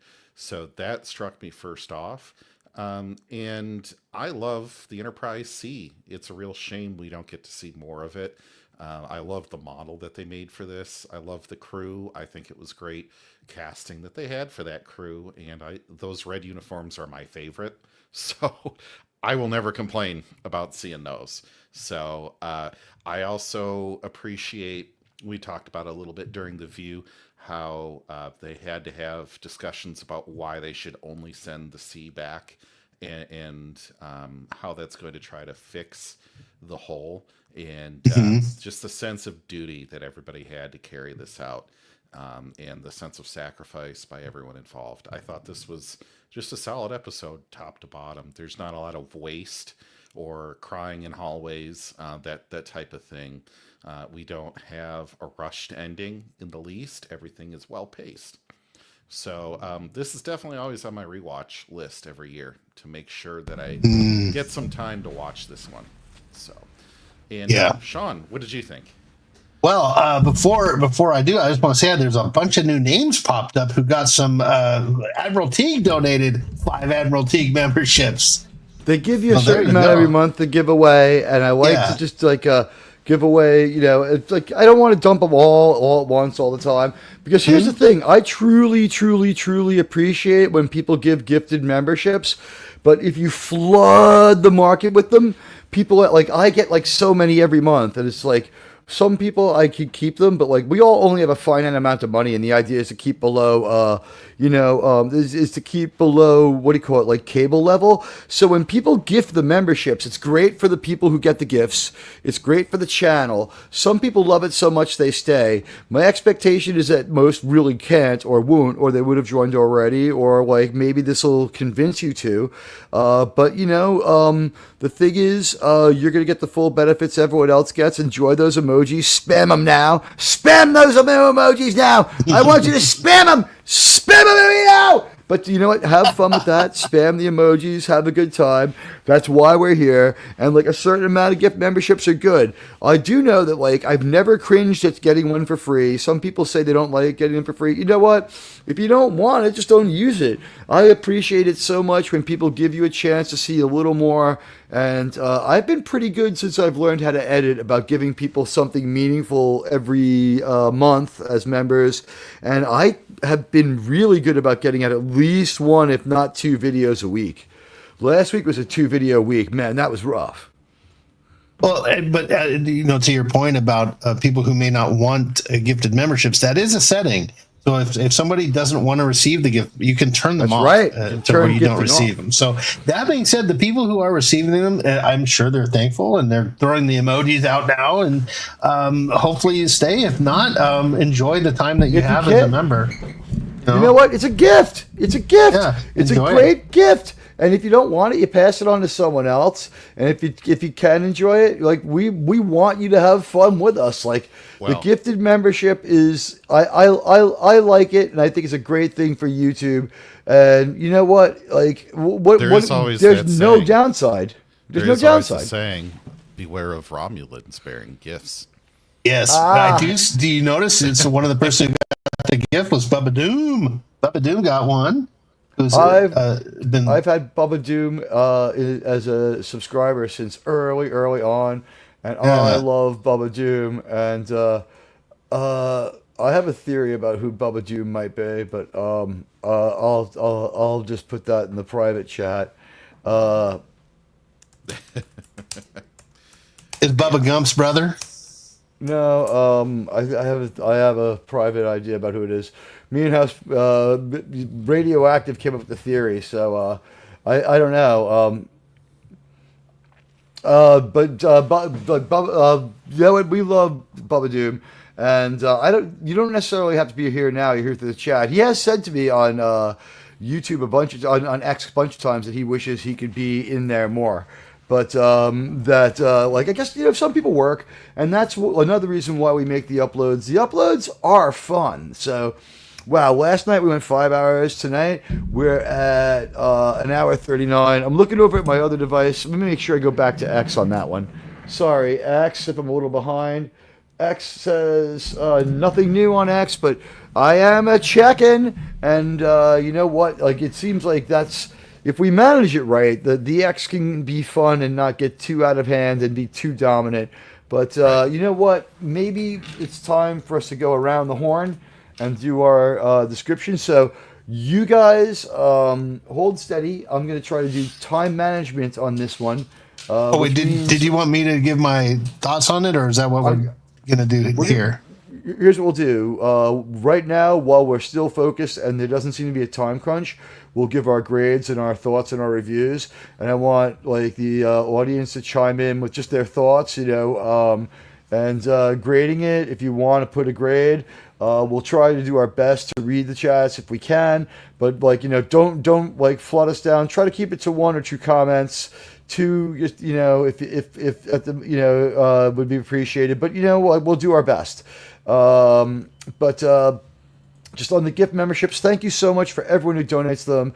And I do release all mine every month, but strategically. So, the community, I want to motivate people to want to join. So if I just release them all the time and no one ever has to worry about that, that kills one of the reasons you have it. But if it's a gift that you enjoy that you can get semi-regularly and you don't have to be deprived of it too often, and maybe down the line things are you're better off, and you do join, I'll give you a reason to make it worth your while. I'll make it worth your while. I'll make you see stars. Yeah, and for people who are going to comment, if you have more than one, if you run out of room, make sure you put a 1 out of 2 on the top so we know, or 1 out of 1 if you can, so we know that will be kind of like the other channel used to do. It will help Admiral Teague read the comments. We could say the other channel's name. We could say Clobby, and we could. Yeah. You know what? Here's a real question. I guess we have to think this one over. It's a natural thing to call it, and no one owns any of these words. Well, people own 2 of them, but dare we? I mean, we are saving Star Trek. We'll always call ourselves that, but dare we start to call the show Saturday Night Star Trek now? At least when we talk about it, not officially. No. Are we allowed to stay with saving? I don't think so. Saving Star Trek, saving Saturday. Don't change your brand. Don't change your brand. No, I like saving Star Trek. Yeah. Saving Star Trek, good. I'm just thinking We can that talk that's about it after the show, maybe. Yeah, I I've got guess more. I've got some Well, ideas. That's a good idea. Yeah, we'll talk about it off air. It's this was the first time the word "Saving Star Trek" ever appeared on the channel. I had Fet for Hire made me an Admiral Teague logo, and I just never had Saving Trek works. If people like it, then we'll stay with it, man. You know what? If it ain't broke, don't fix it. It's just that I've stayed away from using I'm not talking about renaming the show. It's just is it okay for us to finally say it's Saturday Night Star Trek? That I think we could say. Not in our branding, not in anything else. I think we can finally say welcome to Saturday Night Star Trek. I'll let you know after the show. I've got some things, but probably not something that chat wants to hear us hang out. Unless maybe the chat has some thoughts on it, like if they want to. That's kind of why I'm not so much going to make the decision in public, but I would like to hear from them. So it's their show as well. Yeah. But and so I noticed that a lot of people just keep still calling it that. So You know, like it was. We'll talk about it. Like before I use it on any tweets or anything like that, even to describe what we're doing. You know, but like I would say this, it's good for people remembering that we're on. As long as it's not shaving Star Trek. That's the kind of thing that they would do now. Never shave down Riker. It's not a good look. It's really not a good look. Early, funny, early rumors were that people thought that Riker was Anson Williams, and that's why they told him to grow the beard. I can see Anson Williams is Potsy from Happy Days. Yeah. But wow, it was just so nice to see Superior episode. So here we go. It's let's go around the horn. The Superior episode. Kurtzman, I'm laughing at the inferior intellect. Yeah. All right, so let's start out with let's see who's got the most passion here. Sean was the most passionate last night. So maybe I'll let JT gave Sean a good build review up. when you stepped away. I did. Did he? I did. You gave some good thoughts. Like, unfortunately, I got to ask you to reiterate them. And this way, Sean can percolate because Sean, I want you to dig deep down into the kind of anger we had last night, and then apply it to the kind of genius that's in this episode, so that we can be effusive after being so critical. Because I'm looking forward to saying good things about Star Trek myself. I will reverse the polarity on the anger. Reverse polarity always works. Yeah. All right. Mr. Carter, you get ready with your opinion. And Mr. Kirk, I'm talking to you, mister. What did you think? All right. So if you'd like the opinion one more time, folks, I will try to streamline and enhance. On this one, I absolutely love this episode because of the ability for them to handle this topic in a mature way that was well-paced. The cast was well cast, so there you go. I get to use the same word twice in a sentence. In terms of action, you get the action in terms of discussing Star Trek-like issues. You get that in the ready room in a way that totally does not scream of plot contrivance. And then when I first saw this as a child, I was really taken aback and impressed at how the Enterprise was redrawn into a military ship with a single focus instead of one of exploration. And as an adult, I still find the difference equally as stark and also impressive. I was further impressed by the model of the Ambassador class USS NCC 1701C, and I wish we had gotten more of it. You know, if we had not gotten Enterprise, but we still wanted some kind of a pre-sequel, the B or the C would be great ships. And Captain Garrett, I think, could potentially hold a show of her own if they had ever decided to go that way. So to that point, my grade will be quite nice coming up on this when we are ready for that, Admiral. So go ahead and give me your grade. I give it a 9.5 out of 10. I love this thing. So that's an A+. Always on my rewatch. On a curve, you bet it's an A+. It's a solid A without the curve if we're going on just base scoring. I'm and talking Wesley about does base. exactly what he's supposed to do: sit there and not say anything. He's a decent child. It was a decent young actor, and he had a good look of intensity. He gave a good performance. I have no issue with the fact that he's in this episode. He's not a problem. All right. Well, Mr. Carter. Yes. Go for it. It's your turn. Weigh in. Well, it's so hard to put a number on this. I would say it's somewhere between a 95 and a 99 on this thing. I'm anxious to make the big spreadsheet thing that I did for TOS and make one for TNG when we get there, so we can actually try to rank our favorite episodes as far as, you know, our personal top 10. Because I think I make a good matrix for that. But this episode is damn near perfect. There's one flaw, and it's something I alluded to earlier, and I don't even think it's a flaw. It's something that could have been fixed with one throwaway line, and that is, it's clear that the Enterprise D is far superior to 3 Birds of Prey. But, because, you know, like, look how easily they took one of them out, right? Like, they just a couple second bursts of phasers, and they blew one to hell. And it made me wonder, like, why didn't they just paste all three of them? You know, like, why didn't they just turn them all into dust? And my nerd explaining is actually earlier in the episode, they said that the rift became unstable when there was the fight with the first bird of prey. What they should have thrown in there is my only flaw in this episode. They should have had a throwaway line, Captain, we have to make sure not to destroy these ships because their warp core breaches could just kill the rift.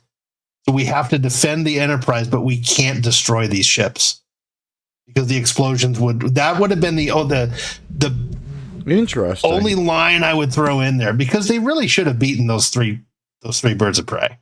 I could think of another line equally good. How about this one? We have like kind of wave motion gun shot for our first phaser blast, and then it's they could have thrown that in there too. Yeah, but I like the thing, like, we can't destroy it. There can't be too many explosions, or the rift might close. Our primary thing is just to be a tank and take the hits while they escape. Explain stuff, yeah. Yeah, that was the most graphic battle scene we've ever seen in TNG, or maybe in TV Star Trek. Yeah, but anyway, I don't want to hear shit about my Picard flaw. season 3. Yeah, okay, that's my only flaw, and it's not even a flaw. It's just something that I can explain in my head. Other than that, man, this episode, I saw it on the first release. I was 15, I think. And so when TNG first came out, I was in middle school. And when this came out, I had started growing up as a person, and I grew into the show. This episode, just, it's so different from any other episode of TNG, and yet it's flawless. It's perfect. But it's still, there's everything. There's military cool stuff. There's cool space battles. There's a nice little love story. There's loyalty to Starfleet. There's everyone's doing the right thing. It establishes some awesome lore. We get to see an awesome ship, right? Like, you know, I mean, here, I'm going to show it again, but I keep showing this damn thing. There we go. There's my Enterprise C right here.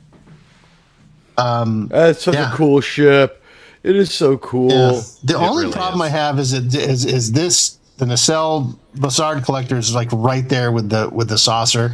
My redesign is gonna make this look even better. So, but wow, that's coming up. I can't wait.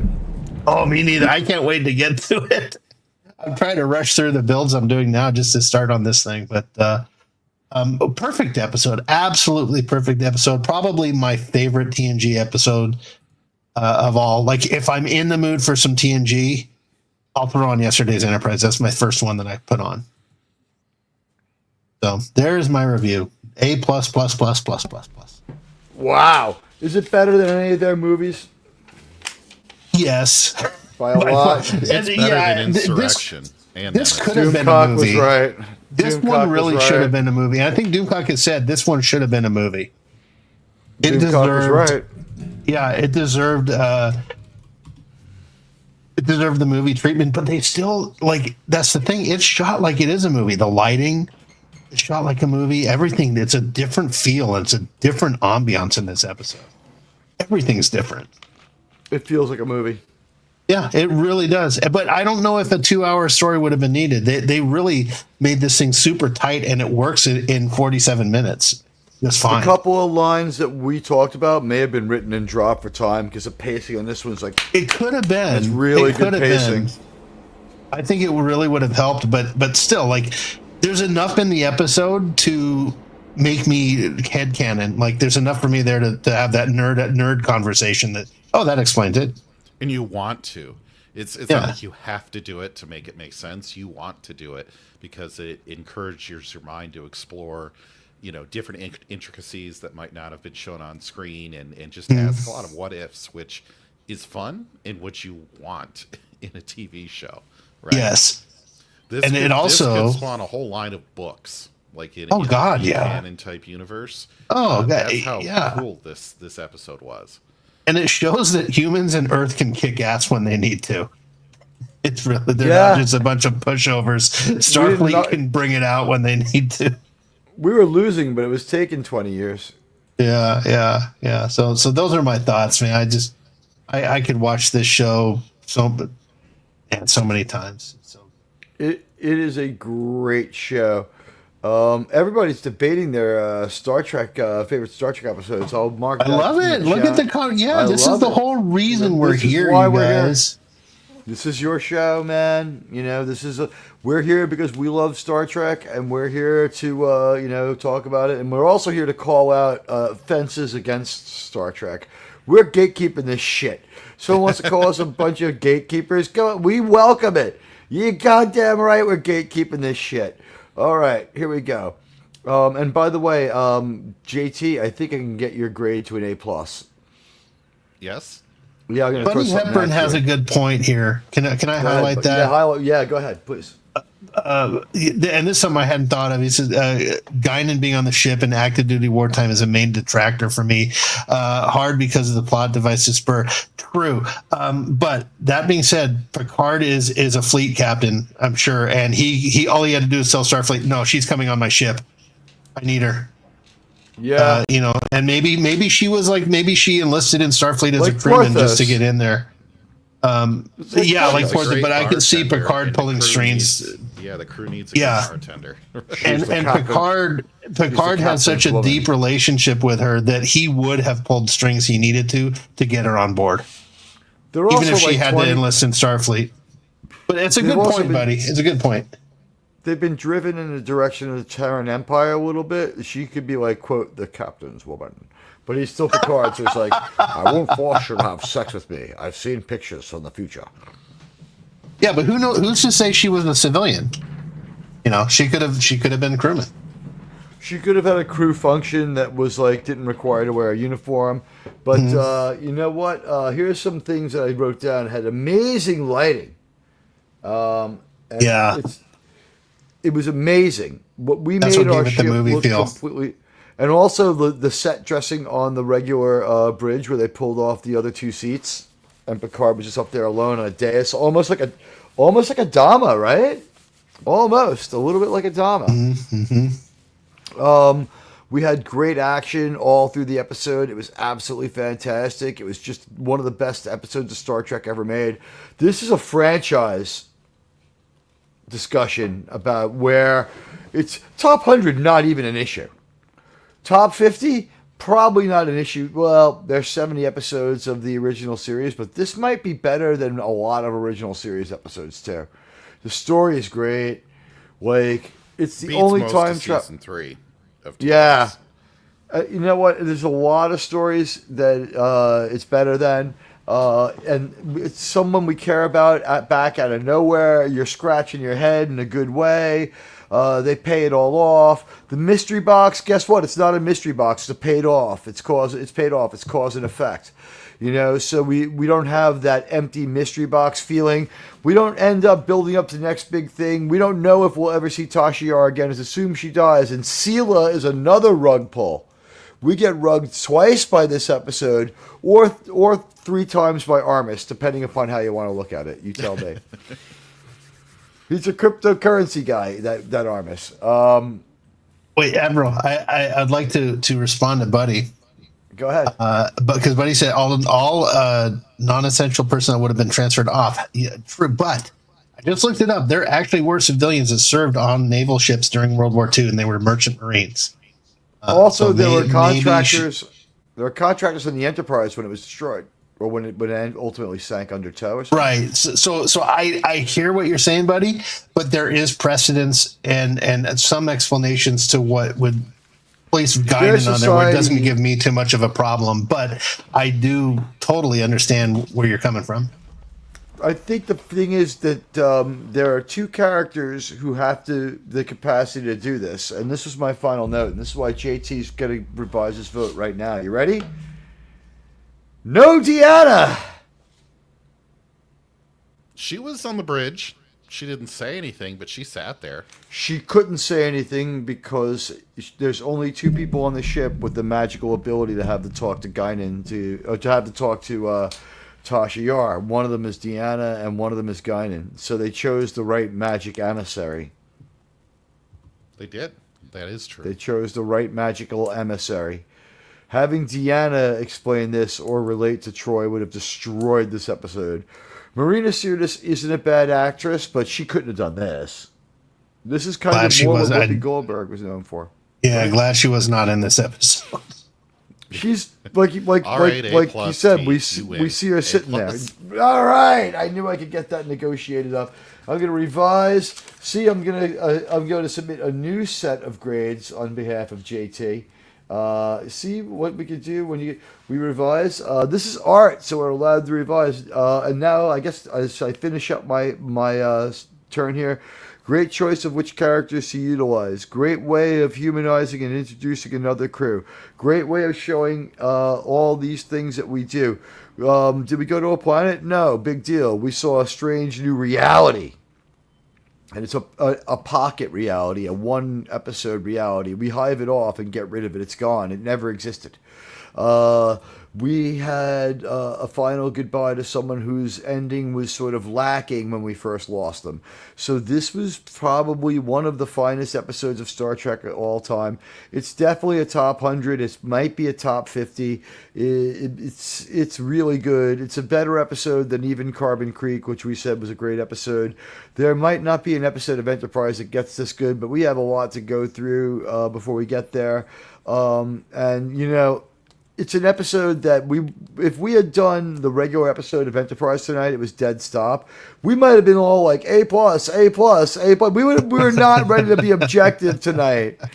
And but a captain, you know, bravely leads his crew and gets them through the dead stop. And Admiral takes the easy way out. Fuck that. No, we needed a more.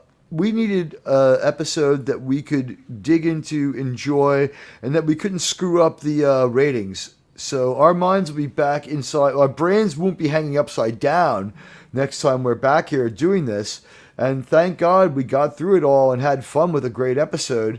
And, you know, earlier on, Putin's cat in the chat was here before anyone else asking why we were doing this. And I guess a lot of people would prefer that we did TOS and we prefer that we did TNG. You know what? I think that all the people on the panel agree with me on this one. And oh, by the way, I give this an A. Yesterday's Enterprise is everything we watched Star Trek for. Time travel without over-explaining it. A really great story that we wanted. Not one, but two heroic captains of the Enterprise, okay? Mm-hmm. We had not just one, but two heroic Enterprise captains. We have Catherine Garrett. I say equally three. Heroic. I'd say three with heroic Castillo? captains. Yeah. Castillo. He's absolutely heroic. Yeah, he is. And we see Starfleet doing the right thing because it's the right thing to do. I love that Boy Scout aspect of Starfleet. The members of Starfleet should be doing that, and that was why they're members of Starfleet, and that's why they didn't have to sync up too much on their mission. And I liked the movie The Final Countdown, which has DNA in this. Love that movie. Tell me there's not DNA of that in this. A little bit. I wonder if the writer is the same writer. Shows that do a lot more research would do that. You know what? There are other Star Trek shows for that. We're not primarily about production. We do production notes and stuff. When we get to this episode, we'll give it a slightly different treatment. But we needed this dose of normality, and there was a lot of stress and strain. And I slept like I'd worked for like 3 days straight by the time we got done with the other one. But this is an A plus, and compared to the stuff that Star Trek does today. Shakespeare in the Park. All right. Yeah. Admiral, do you want to explain to everyone? Because you said something about some people are like, why did we pick this episode? There was another reason. Because Rachel Garrett got terribly defamed. Right. And yeah, there's a connection. In 2 hours, they defamed Rachel Garrett horribly for the whole time. In about 7 minutes of screen time, we have completely changed that character. I do not accept the idea that Catherine Garrett and Section 31 pulled a false flag on Neandra 3 and caused this war by subterfuge, because that's the meta of Alex Kurtzman's story. Whether it's because it's poorly considered and he's an idiot, or whether it's because I'm serious. Like I don't want to. Right. I don't want to like say, oh, he had an agenda anymore, because this guy doesn't know what he's doing. whatever beliefs he has, I don't believe that he can explain or elaborate on them. And you know what? Last night we saw the culmination of years of making episodes just to make the fans mad. Just to make, well, you know what? Challenge accepted. You made us mad. Now how you mad, bro? Kurtzman, you mad, bro? You all right? And Jonathan Davis is bringing up something horrible. I'm going to go so far as to say, Guinan wasn't there.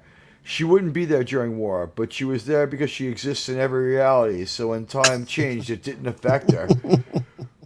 That would be a horrible thing. But think about this: she exists in our reality.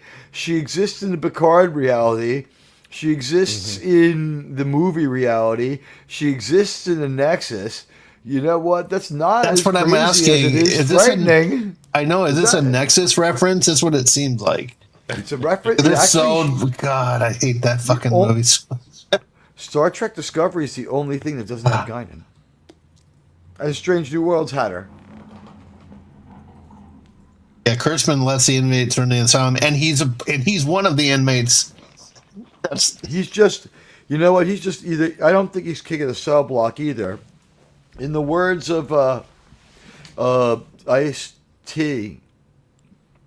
No, Ice Cube. I'm sorry. Check yourself before you wreck yourself, but trek yourself before you wreck yourself. You used to think you were a Don Juan. Now your name is just Twan. You know what? Like if this was a cell block, Kurtz would be running around with his shirt tied to the midriff, waving his hand in the air, like woo! Like I can't take him. Thanks for the clarification, buddy. What's going on?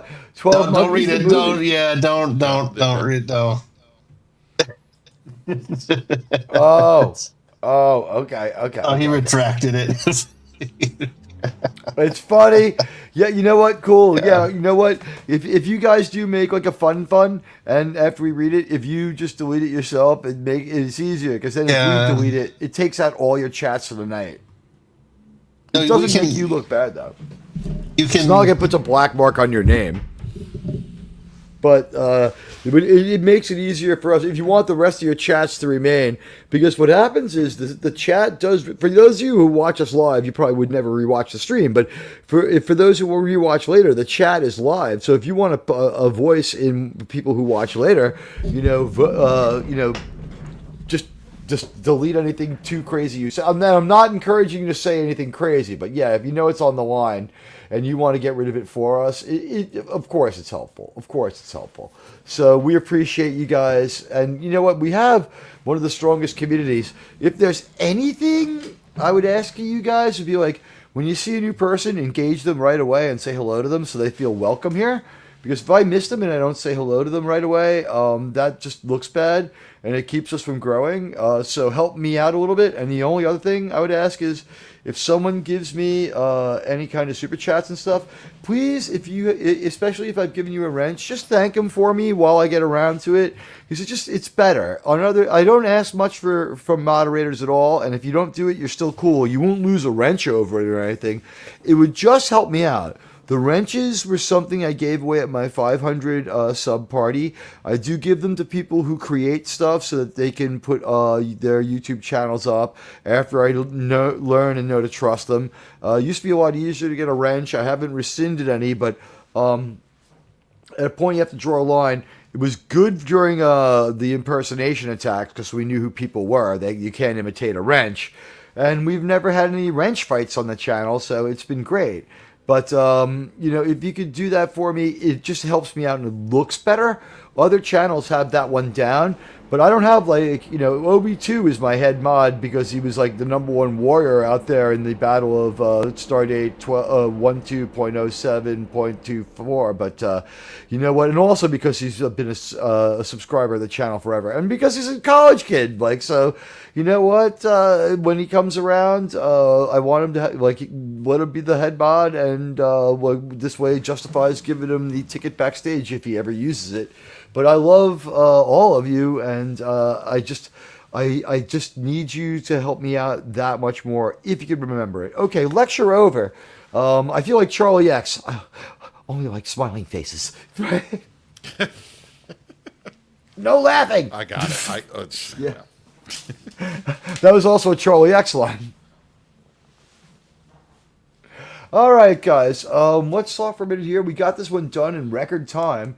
I don't think we have to go 4 hours tonight. Maybe we can get out of here in like record time with you guys being, I hope, recordly entertained. We won't leave you before the witching hour on the East Coast, but wow. Let's see. Going ahead, we got Dead Stop next week. That one's, it's not like it's terrible. Right. It's not the best in the world, but it's also not the worst in the world. What can you really Problem say? is, I mean, we find exactly what we need exactly after we say we need it, so it sounds like shit. yeah. It sounds like shit. It's And you like, gotta wonder, gee, Captain. like, that's the big problem with this episode.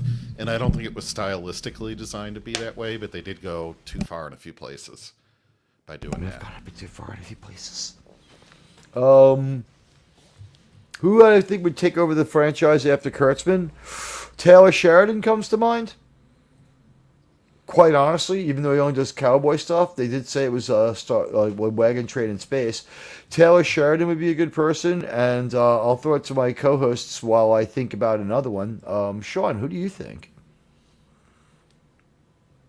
Could you think of anyone who could run Star Trek? Joss Whedon, maybe? Did Sean He step may. away? He's, Are you muted? He's pondering that. I don't. I Yeah, honestly don't know. I think maybe they would try to give it to Rick Berman. They might try. He's almost 80 years old. He'll be 80 this year. Can you guys hear me now?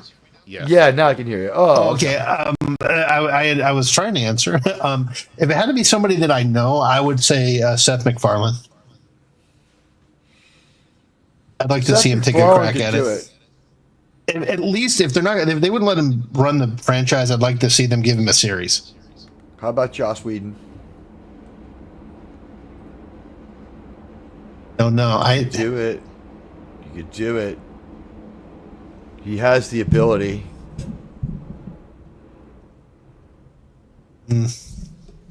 Yeah, he did. I don't want Ronald D. Moore. I wouldn't want Ronald D. Moore, even though he can write good stories. He started the whole Section 31 thing. He was great for drawing stuff like Battlestar Galactica, but he's not the kind of guy I want to bring. So I need optimism. I need hope. I need the good visions. Too. Yeah, I need the good visions of Star Trek, and more likes to write gritty and dirty. Maybe let him write some episodes or something, but not run the show. Not now. See, the guy who ran Picard season 3, he didn't do much research. I would say this: he deserves a shot at his own Star Trek show. He just shouldn't be allowed to handle the other characters anymore. You would say no to Seth. You couldn't finish second season of Orville. Sorry, say that again, Sean. What was Did you say? Are you talking about Terry Matalas? Terry Matalas doesn't deserve to touch the other characters again. 100%. Well, who did season 3 of Picard? That's who you mentioned. That's Terry Matalas. Yeah. Yeah. Okay. I'd let him write some episodes. I wouldn't put him in charge, though. I think that he might have deserved to write episodes for or be collaborator on another show, but I don't think he should touch the other characters. And he needs a serious Star Trek sort of catch up, because when you didn't know certain things from the first season of Deep Space Nine, and he's talking about how much he loves Odo and the Changelings, and it's like, well, then how come you didn't know that Betazoids couldn't, sense them? And how come you made that central to your story with Riker and Troy? And he cucked a few people. The only person I would say I'd like to see doing it right now that's already touched it would be Dave Blass, who did Unification and has done some Picard. But he didn't do the shameful Picard. He didn't do the shameful Picard that I know of. I think he was up at season 3 at least, it was bad. And it wasn't great, but I think he was more involved with better stuff. Whoa! Yes, you did, Mr. House Party 6. Yes, you did. Yeah. I don't know. It's like we don't have a comedy variety show, but is it time for Star Trek Will Go On? Do you think I have to sing that? I mean, to make up for the $10 super chat? What do you think, Mr. House Party 6? What do you guys think? The brief version? If you're gonna sing, all power to you. It's your channel. I'm not going to do a whole song. Star Trek Goes On's like a minute long. I don't know. Let's see. Maybe we find something in the media assets. What can we do to make up for it? We have Sydney Sweeney. I mean, that always is a good idea. We could have a few. Let's have a speech from Patton to inspire us. Wait. Do you want to? You were talking about having the wrenches fighting earlier. Do you want to have them fight? Yeah, we're going to take 2 wrenches and throw them into a gladiatorial pit and have them fight. Here we go. Hold on. Here we go. Get into it, guys. Oh, you cut it perfectly in time. Good looking out. Although there's no monetization here, so that one would be the stream would be taken down for a day and put back up. Yeah, it would have still attracted attention. We don't. We know what it is. We don't need any more problems right now. We're coming off a problem. We're having like maybe our best time in a long time as far as people watching on YouTube. It's been a solid couple of days after like this is what it used to be like, pretty much all the time. During the week, I realize I can't get up this high. It's not Star Trek only during the week, but could you guys, if you get a chance, check me out during the week. But I would trust the guy who did Unification to do Star Trek. He seemed to have a real feel for it. And I'm going to give him credit. He talks to me a little bit. And like... What about Okuda? Excuse me? Michael Okuda. Maybe. And not to run a show, but to run the franchise. Not a writer or a creative, but maybe he's what we need. I think the idea of showrunner is just like the first time I ever heard it was with The Walking Dead. It's like kind of a modern concept, but yeah, we retro apply it to people. Like people it used to be like 3 jobs. Maybe showrunner, like Taylor Sheridan could be a showrunner because he just like creates the show and walks away sometimes, and he can also like be a hands-on guy. Gene Roddenberry like wasn't running Star Trek. The showrunner was like Fred Freiberg at the end. You know what I mean? He ran it like sometimes, but he had Gene L. Kuhn after a while, and they say that really improved it for a lot of reasons, like the banter on the bridge at the end of the episode and stuff. But Roddenberry had the power of saying no, and he had the power to hire and fire who he wanted. That's what we need. You need someone who's going to just keep people in line. He was the showrunner. It's just that like the implication was that he would do a little, or his interpretation was to do a little more delegating, and like he was a good delegator and he was a good manager of talent. What can you say? Thank you so much, Mr. House Party 6. It was really generous of you. You know what? Let's take a look at some of the comments, I guess. But great discussion overall tonight. Oh yeah, we had a great discussion last night. It was a very angry discussion. But the thing is, I'm happy and I don't have a headache right now. I don't have a headache. I don't want to drink. Let's see. You know what? You have to really love it. And, anybody here would do anything. Like, you want a Star Trek story? Call us. This Star Trek writers group will get together tomorrow. Yeah. We saw in Yellowstone that it had Star Trek-like qualities that made it a really good show. Yeah, the guy who did his own Trek series is freaking awesome. And I just say, Memory Alpha's story of this episode at the beginning of the show said that yesterday's Enterprise was, a whole in time episode from TNG. Now I've just refreshed it, and because I was quoting it, and right as I refreshed it, it said is a false flag Section 31 operation. No, that happened to Star Wars Theory. Remember? Did it? He was reading Wikipedia to prove he was right, and his fans were like, refresh it. He's like, what are you talking about? And he refreshed it, and it was on screen when he was doing it, and it changed what he said. to make him wrong in real time about the age of Calamundi. Well, People have different opinions about who should run this. So, yeah. Let's see, who would run Star Trek that I would trust right now? I'd definitely trust Taylor Sheridan. All the Yellowstone in 1923 and 1883 shows are good. We'll have a lot of people dying. It'll be grim sometimes. I think what'll happen is they'll go to Rick Berman and have Rick Berman pick somebody. Because Rick Berman's too old to do it himself. I would talk to the guy. I'd talk to the guy who wrote Mass Effects. And Berman's had enough time to reflect and be able to tell what worked and what didn't. One would hope. You know what's really weird? One would hope. You might have to bring in, like, this is going to sound insane, because of how fucked up the world is right now and how fucked up Hollywood is right now. We might have to go to Bollywood or South Korea to get the people to fix Star Trek.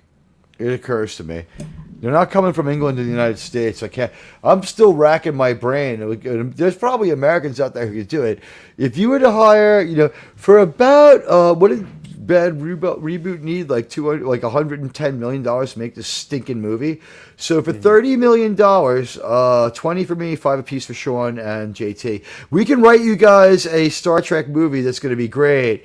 And I guess we could call R.M. Briggs as a script consultant here and there, right? It's like, is this idea too dumb? Yeah. You know who? Oh my God! You know what just occurred to me? Who would be perfect? Go ahead. It'll never ever happen. William Shatner. Yeah, well, we never say never because we're going to try.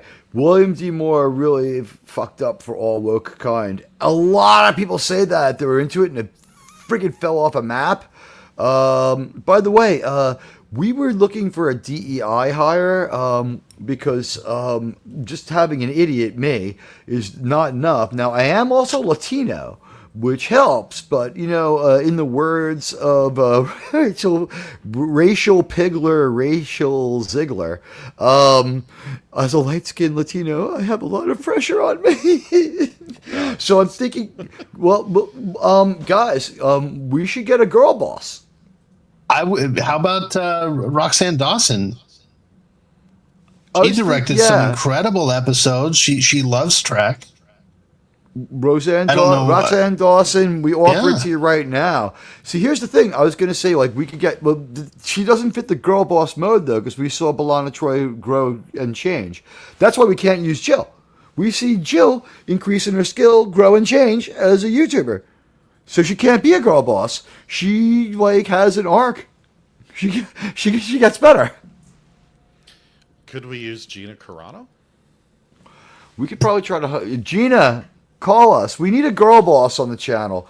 That's why I could barely get my computer going, and I was trying to girl boss it up, so I didn't know what to do, and my mom doesn't either, but because I called her on the phone, she said, kick it, and it just turned on. Because women, of course, can't be wrong. Jonathan Frakes, the Trek reviewer, has some points here. The thing is, Jonathan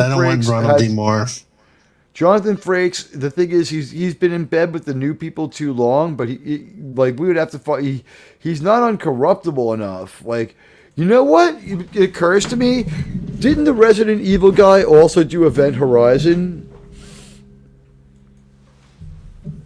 Oh. I don't know. How about this, by the way, the Star Trek games? How about having this? We have 5 or 6 shows. We have 3 shows. We put them all on at roughly the same time.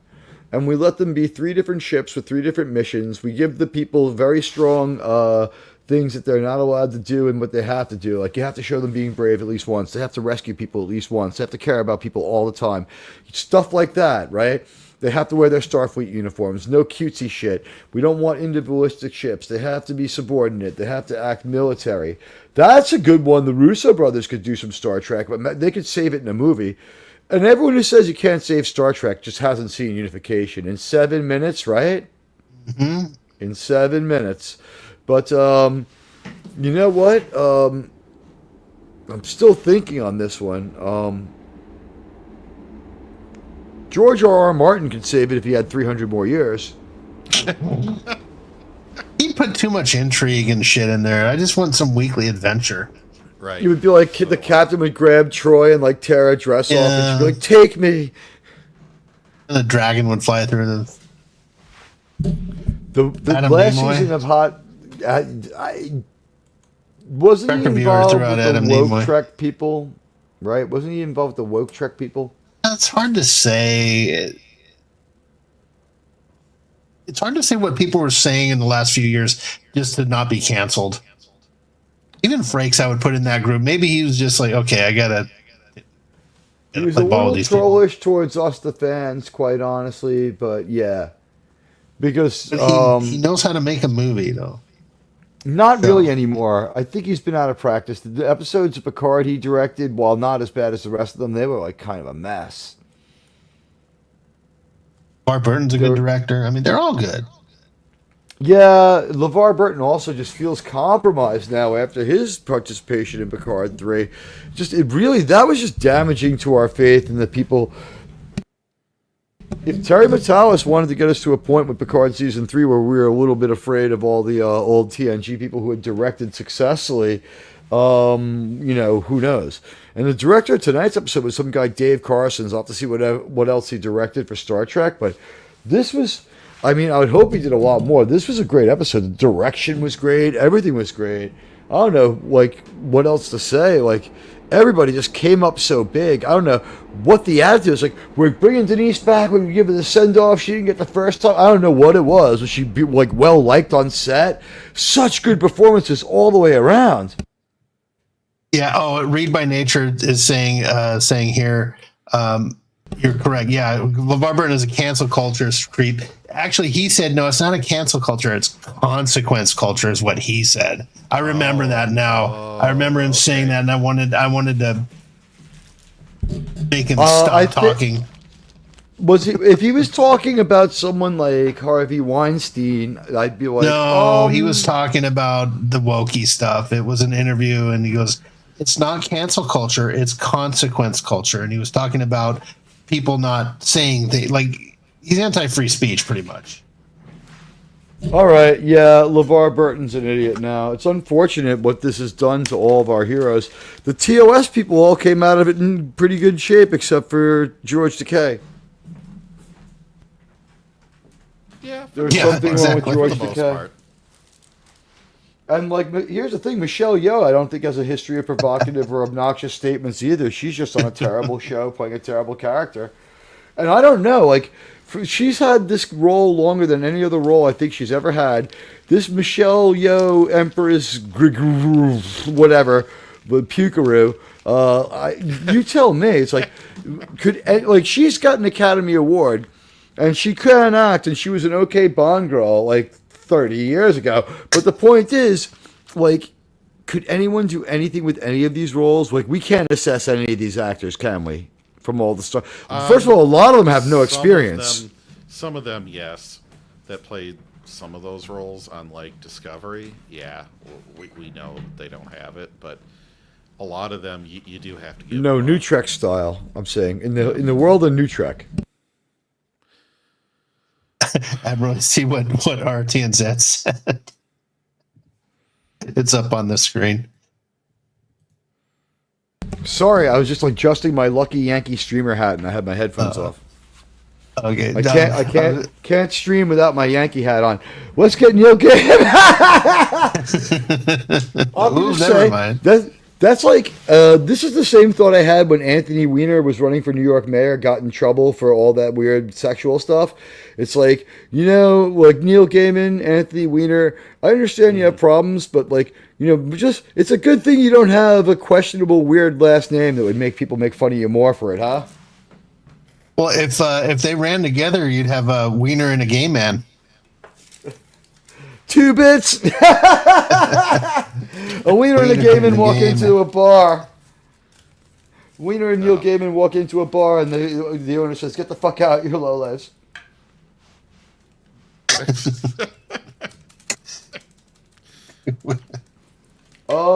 What could have made this episode any better? I mean, we've redeemed Catherine Garrett. You have seen the real Catherine Garrett tonight. Ladies and gentlemen, that Skinwalker Garrett we saw last night, that woman that they uglied up and planed down, How many times did they get away from male gazing her? It was all about the camera. Only camera work that was, quote, competent was that they consistently made a point to not. It was the only continuity they had.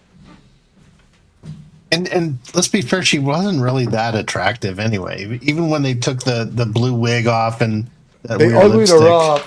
They like when she wasn't wearing the blue wig. It was like a blue and a green wig. It was like a couple of colors going. It was like Looked red like in a the soccer middle. mom in her normal outfit and hair. She looked like she looked like a San Francisco soccer mom who's got another soccer mom for a wife. She really did. She really did look like a soccer mom who and she looked like a kooky Karen. Also, like she had the body of like a 12-year-old boy. It was just like she was wearing a sheet. Her outfit sucked. But the thing is, when she was they nerfed her body there, and what they did was they took away the rough skin, and I don't mean bad skin. It's like this lady looks like she maybe plays a lot of tennis or something like that, and is out in the sun a lot, or maybe she surfs.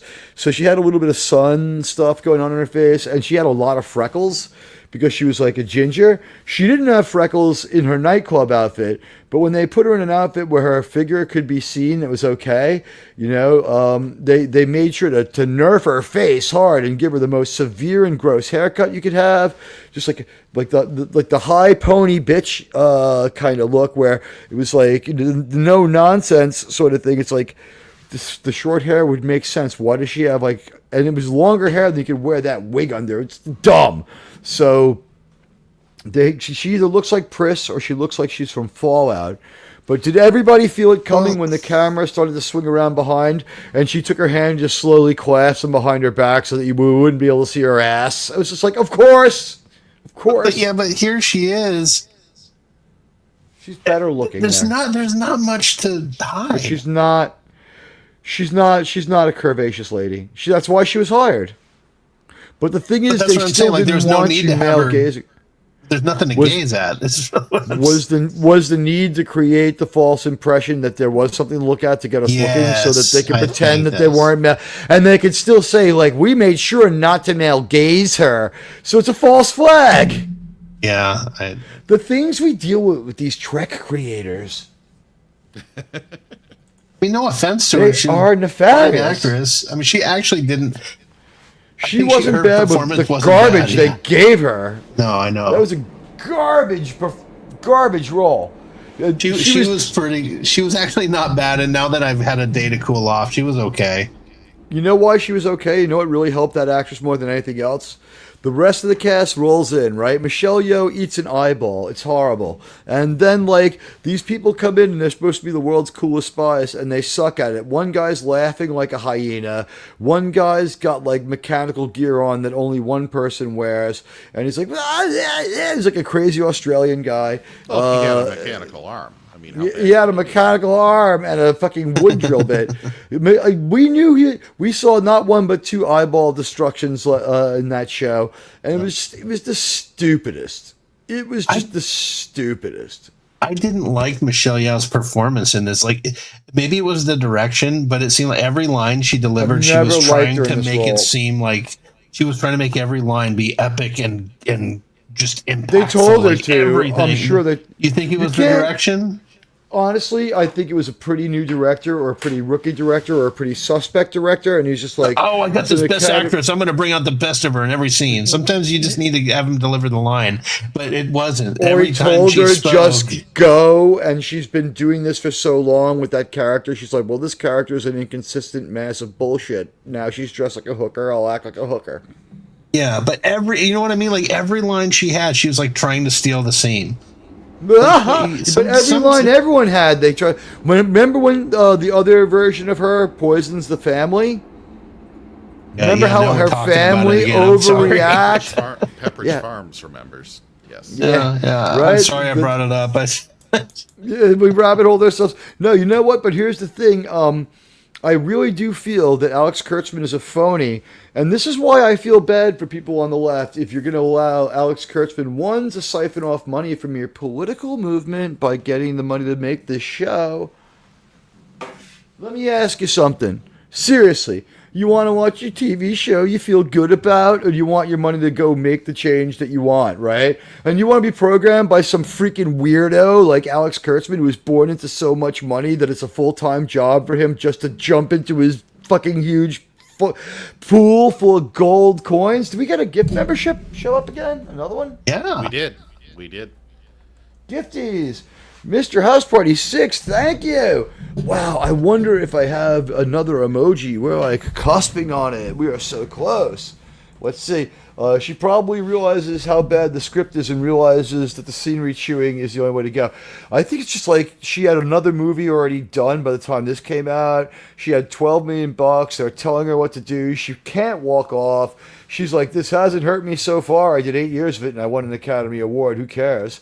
And so she's just like, whatever your stupid bullshit is, I will go out there and I'll do what you tell me to do. And let's see who got the membership.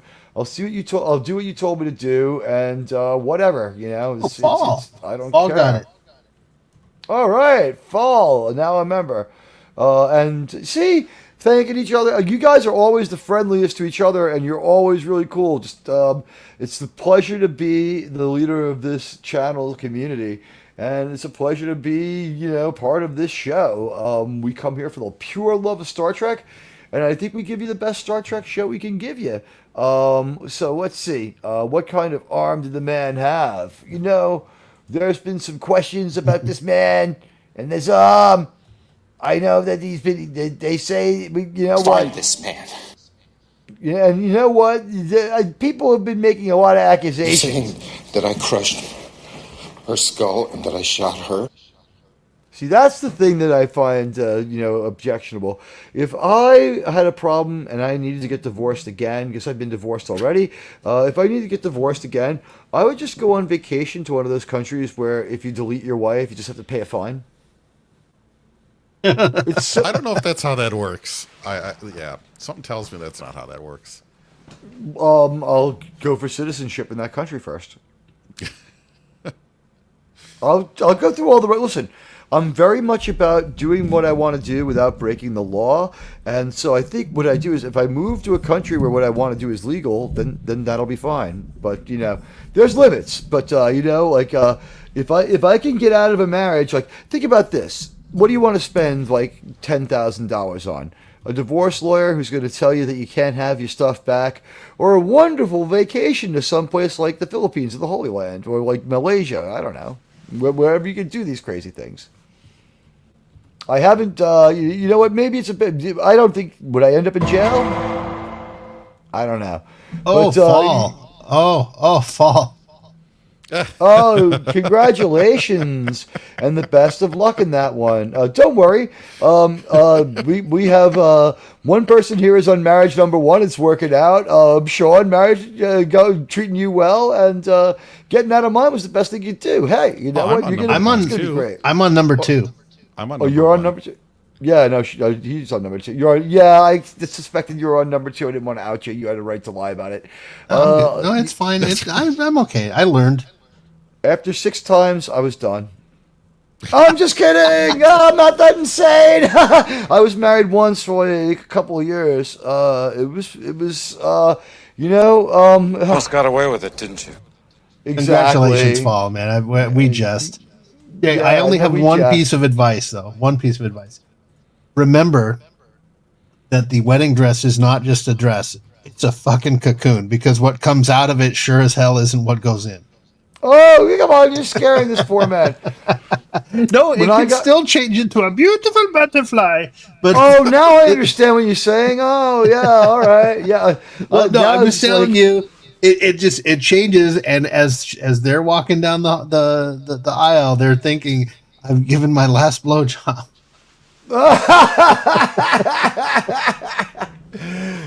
That was. It's true. That was not the case in my marriage. But you know what? Best of luck. And, yeah, good luck, dude. I'm just changed too. Yeah. You changed too, so don't forget. Yeah, that's true. I mess with you, man. It's possible to. By the way, this is a good assertion. I would love to see Glenn Powell as a captain. The only problem is, isn't Glenn Powell still only 28? he has to get like 2-3 more years on him, but he fits with our reboot plans. I love that he got like Who is Glenn Powell? Glenn Powell is the hotshot younger pilot in Maverick, not Bill, and not Goslet, whatever, Goose's son. And he's not the chick. He's the other guy. Goslet's the guy from the movie with the drummer. What's the movie with he plays a drummer. He was in Fantastic Four. Michael Chiklis? I don't know. But the guy that plays Ian Goose's son. Gruford? Oh, he's in the new Fantastic Four? No, the original one. Chris Hemsworth,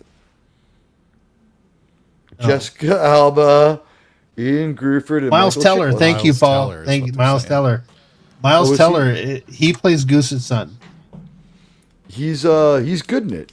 That's a good movie. Yeah, he is. Yeah, but I didn't recognize him at first. Then I'm like, wait, that No, guy I looks didn't familiar. recognize him. Like, I thought it was Nick it's the guy Jonas for a second. Played the drum. Whiplash. There, thank you. I'm brain farting tonight. Thank you, buddy. Great movie. Yeah.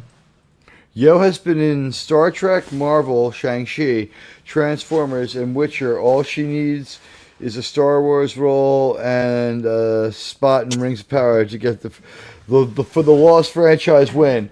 Yeah, I mean, she's sort of like the first sign that it's over is Michelle Yeoh shows up. She's made good money taking these franchises. Like, she hasn't even given a good eulogy. It's like the franchise is dead, and she's like, Michelle Yeoh, we need you to wear this red dress and dance on the coffin of Star Trek. It's like, no problem. That voice they make her do. The things they ask of her might hem her in. I'm going to let her off the hook for this, honestly. But, wow. Anyone want to talk about how horrible she is? I haven't seen enough in of this. her, In Judge. this. Oh, this shoot. No, in this. I mean, yeah, like she won an Academy Award and people like her and other stuff. She was okay as a Bond girl. It was a long time ago. It was a lot, but as a Bond girl, she was fighting and kicking people's asses with martial arts in a way that looked convincing. That was fun. If Paul is enjoying the emojis. What's not to Yeah, love? you get to see I mean, Sydney really, Sweeney. honestly, what's not to love about that? Well, you know what? Unlike in the show Picard, where they cut off people's the show Section 31, where people's heads are cut off, we had to do the edit with Sydney Sweeney's head because really only anyone wants to see is from about the belly button to about the shoulders in that one. So we got her face in there to a degree. Her head is part of her head is in there, but. Thank you for enjoying them. And hello, Caesar. It's good to see you. Caesar Coeto, welcome to the show. You know what? If you feel that you need to abstain from the vote, that's understandable. And you know what? I think let's take a look at the poll, and then we'll see about calling it a night. Let's see. If I can find the poll, I've been spending the last 2 minutes trying to do that. Here it is. All right, let me fix this, and then I'll pull it up. All right, so our poll is on screen. And as you can see, as I can't see, these are your options. All right, so yesterday's Enterprise. What is TNG's greatest tale? So what is Star Trek The Next Generation's greatest tale? And so your choices are Yesterday's Enterprise, Unification, Best of Both Worlds, and First Contact movie or other. First Contact and Unification barely cracked in there at 5% each. So that is 20 people voted, so that's 2 people. So Best of Both Worlds and Yesterday's Enterprise tied at 49%. It's not scientific. You need to get to 22 to be scientific. If you haven't voted, vote now. Forever hold your peace. We'll give it a minute, but I guess I can take this down for now. I'd like to know what the people who voted the other. I'd like to know what that other was. We saw some of them in the chat. Let me go look back and see if I see any of them. Caesar, that's a good episode you're referencing. What better TNG episode is this? You know what one I like better than this one? Although this doesn't have any action and adventure to this level. The one with Leland Palmer from Twin Peaks, where they, where he talks about where he's the primitive Vulcans, the Mintakans, who watches the Watchers. I love that episode because it's such good Star Trek. Oh, it's great Star Trek. My wife died in the mudslides 35 years ago. You could bring her back. There are limits on our technology. She is decomposed. But I fell off a rock and you brought me back 5 minutes later. Yeah, as you can see, that's a slightly different time frame here. It would not be reasonable for us to bring back everyone who's ever died. That was a really good episode, though. That was a great episode. So we've had a minute. We're not going to get any further. They'll read the votes again. Go ahead and get in there and vote. Vote, break this deadlock, or I myself will break the deadlock. Go ahead, Sean. Well, no. Well, Phantom Outsiders saying yesterday's Enterprise wins by default. Best of both worlds is a 2 hours. True, but the question is, which is the better tale? What's the better? He is, but it's what's the better tale? What's the better story? That's true. You can still have a great story. Figures in. No. I think the question was fine because like some people might say the Inner Light is the best one, and that one only needed an hour. I think that yesterday's Enterprise only needed an hour. Best of both worlds did need 2 hours. Just not enough of the other Enterprise crew members in Inner Light for me to call it the best, even though it's great. No, but I can understand people saying that that's the best. It's a great tale. It's just like, unfortunately, it's just not Star Trek-y enough for me. It's like a great story. It actually is very Star Trek. It's just that it doesn't have the crew in it at all, really. They're in it here and there. Like, why is he still unconscious? I don't know. What's he dreaming? And it's like, and then we go back to him playing his flute. I enjoy that episode. I actually cry when I watch it. No, I like it. I cried making the beginning for today's show because I took the music off the Bird of Prey 5 tribute. All right, 21 votes. We have a tiebreaker. Best of both worlds wins? All right. Narrowly, but it does. I have to admit something. What, did you eat online when you voted? No, I voted for Best of Both Worlds. Really? Yeah. Because your question, no, your question is what's the best tale, and I just based on that question, I thought the Best of Both Worlds had a lot more going on in it, and it was a much more complex story that all fit together. But I still like yesterday's Enterprise better, and I score it better as far as likability. I was trying to be subjective on the question. That is, hey, you know what? I phrased the question. I wrote the question. I may have put some kind of bias into the confirmation, right? By the way I phrased it. That was still on me. So it's really interesting. So it was a good poll. Like all good polls. So it's 22 votes. It is now scientifically viable. Best of both worlds by a commanding 50% to 41%. Let me tell you something. That is one hell of a poll. We thank all of you. You have moments. This might already have happened by the time you vote because there's a little bit. Well, I'll do it now. This poll is over. Pause the buffer and it's over. All right, guys. So the final results on our channel poll. We're not going to go through the whole certification tonight, but it should pop through on Streamlabs any second. That weird Streamlabs delay always. Oh, that's right. That one doesn't come through on StreamYards. I have to go harvest it. And some of these things are just ridiculous. Guys, never be a YouTuber. Unless you're me. Then always be a YouTuber. All right. So this is the part where my dyslexia really fucks with me. JT, would you be so good as to read the results? Sure. So Best of Both Worlds wins with 50%. Yesterday's Enterprise comes in second with 40%. Unification at a distant third in 4%, as well as First Contact / Other at 4%.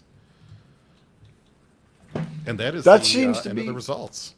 That seems to be a very, very good poll and a very, very interesting poll. it was kind of cool that we got that out there and that we found out, hey, that we got a lot of opinions. Oh, yeah. Oh, sorry about that, Caesar. Well, you know what? Here's the good thing. Nothing will change. In our hearts, the episodes are what they are. I think you get the best of Riker from Shelby pushing in Best of Both Worlds. Yes. I like that Riker. I especially like when Picard is talking to him and he calls him number one, and he's, I don't know if that's a little bit of humanity in Locutus or just a memory, but it brings out a lot of humanity in Riker, and he does it in about 3 seconds in a subtle move with Shatnerian school of acting. He was cast because they reminded people of William Shatner, and he played that little kind of the way Shatner did. He's like, you trust me implicitly. Not resistance is futile. Number one, and that at that moment we saw Will Riker, and the music just sweeps in, and it's beautiful. And his eyes narrow, and he's like, fire. It's just he fucking hates Locutus. Whatever it is, he hates it. And I thought that was great. And you know, I didn't say this last night because it didn't apply, but I'll say it tonight. Friendship, loyalty, and sacrifice are part of every good story and the final frontier. And what did this one have? We had friendship between the crew, Tasha Yar, between Castillo and Yar, because they were kindred spirits, between Captain Picard and between Captain Castillo and between Captain Garrett. We saw all of this. Loyalty. They were loyal to the ideas of the United Federation of Planets and what was supposed to make it great. You know what? It was fantastic to see that. Starfleet people who were willing to die to do the right thing just because it's the right thing to do. We had 2 crews. Each crew was willing to die. One to save the other, and one knew that their chances were almost nil going back through that singularity. And they were still down for it. And they changed the fate of the galaxy and set everything right. It was amazing. It was an amazing, amazing story. Better than any of their movies. There might be a better tale, but there might be tales as good, but I don't know. To me, there's no better tale than yesterday's Enterprise. Certainly a fantastic episode. Guys, any final thoughts? You just said something I hadn't thought of. This was actually 2 crews sacrificing themselves. I hadn't thought of it in that way. Both crews. I hadn't even thought of that. Yeah, and Deanna has no dialogue. Awesome. That's my final thought. You brought up an awesome point. I think you summarized it well. I have nothing further, Admiral. And you know what? Just as far as what this says about the other Starfleet and Star Trek shows, we saw 2 Starfleet crews from 2 different times, and what did they do? They were on the same moral page. They had absolutely no there was no conflict. We must save the innocent. Maybe we set things right. Maybe we die trying. Yes, we do. Every week, every Saturday, we do an episode of... we don't do TNG all the time. We're on Enterprise, then we'll do TOS, and then we'll move to TNG. What happens, though, is we're not bound to do anything but continue forward on Enterprise when we can. And sometimes we take breaks from that. We are a channel that celebrates Star Trek. That's our mission. We love Star Trek. And also, like during the week, I do pop culture news and stuff, and I also do Yellowstone. There's plenty of Yellowstone watch parties. There's military movie watch parties, and on Saturday nights we do Star Trek. And certainly this one seems to be on its way to get an upload. Everybody loves this episode. We will upload at least our discussion and our grades. It was a tight 20 minutes with a little bit of editing. I can get all the cursing out of there that I did. It was always only me. But we do stream every episode. We're going to try to cover all Star Trek, but we're going chronologically. So if you only want TNG, we'll be here in 3 years doing that. Well, 5 years doing that. Maybe 7 years doing that. I think we'll be there before. I think we'll get there sooner. Well, you know, we're now back to being 1,017 weeks behind Enterprise's run. So if we could cut that down to 1,014 weeks, we treat all 2-parters as a movie. So that's fun. I don't know what we're going to do when we get to the 4-parters. We're going to have to talk about that one. No, we're gonna have to do at most. I don't think any more than 2. And well, maybe the only time are in discussion. the augment arc, I think we should do in one hit. Yeah, That's 3, right? I agree. Yeah, that's a 3-parter, but that's an all-encompassing story. You know what? We might have to like do something where we have a discussion show before a movie or something, or a different Star Trek event, so that we can all align our calendars to come on an hour early or something. We can think about that. We have plenty of options. Yeah, copyright is really kind of that's the constant bugaboo. But Admiral Teague is getting really good at managing that with the uploads. So let's see. Oh, we have everyone chiming in on their favorite Star Trek stories. We're bringing it in on time. Last night we were on for like 4 hours last night, so it we was quite a thank show. everybody. It was It really like a was. marathon. That was a marathon. And by the way, I think I said this last night too. We were talking about it, and I was just like, guys, I don't think we should wear our Star Trek out. And they cut me off. They're like, with pleasure. No one wanted any part of having a Star Trek avatar on for that show. No one was pleased about it. And again, I'll show you our thumbnail for that episode. I think it's amazing. Our thumbnail for that episode. Actually, I have a lampshade of it. You don't even have to see it. That episode was so preposterous, and well, it's not even an episode. That movie, as they called it, and does anyone really believe it's a movie? That movie was, yeah, the so-called movie. It was so preposterous that we weren't trying to mock any particular cause or group. We were mocking their misuse of this.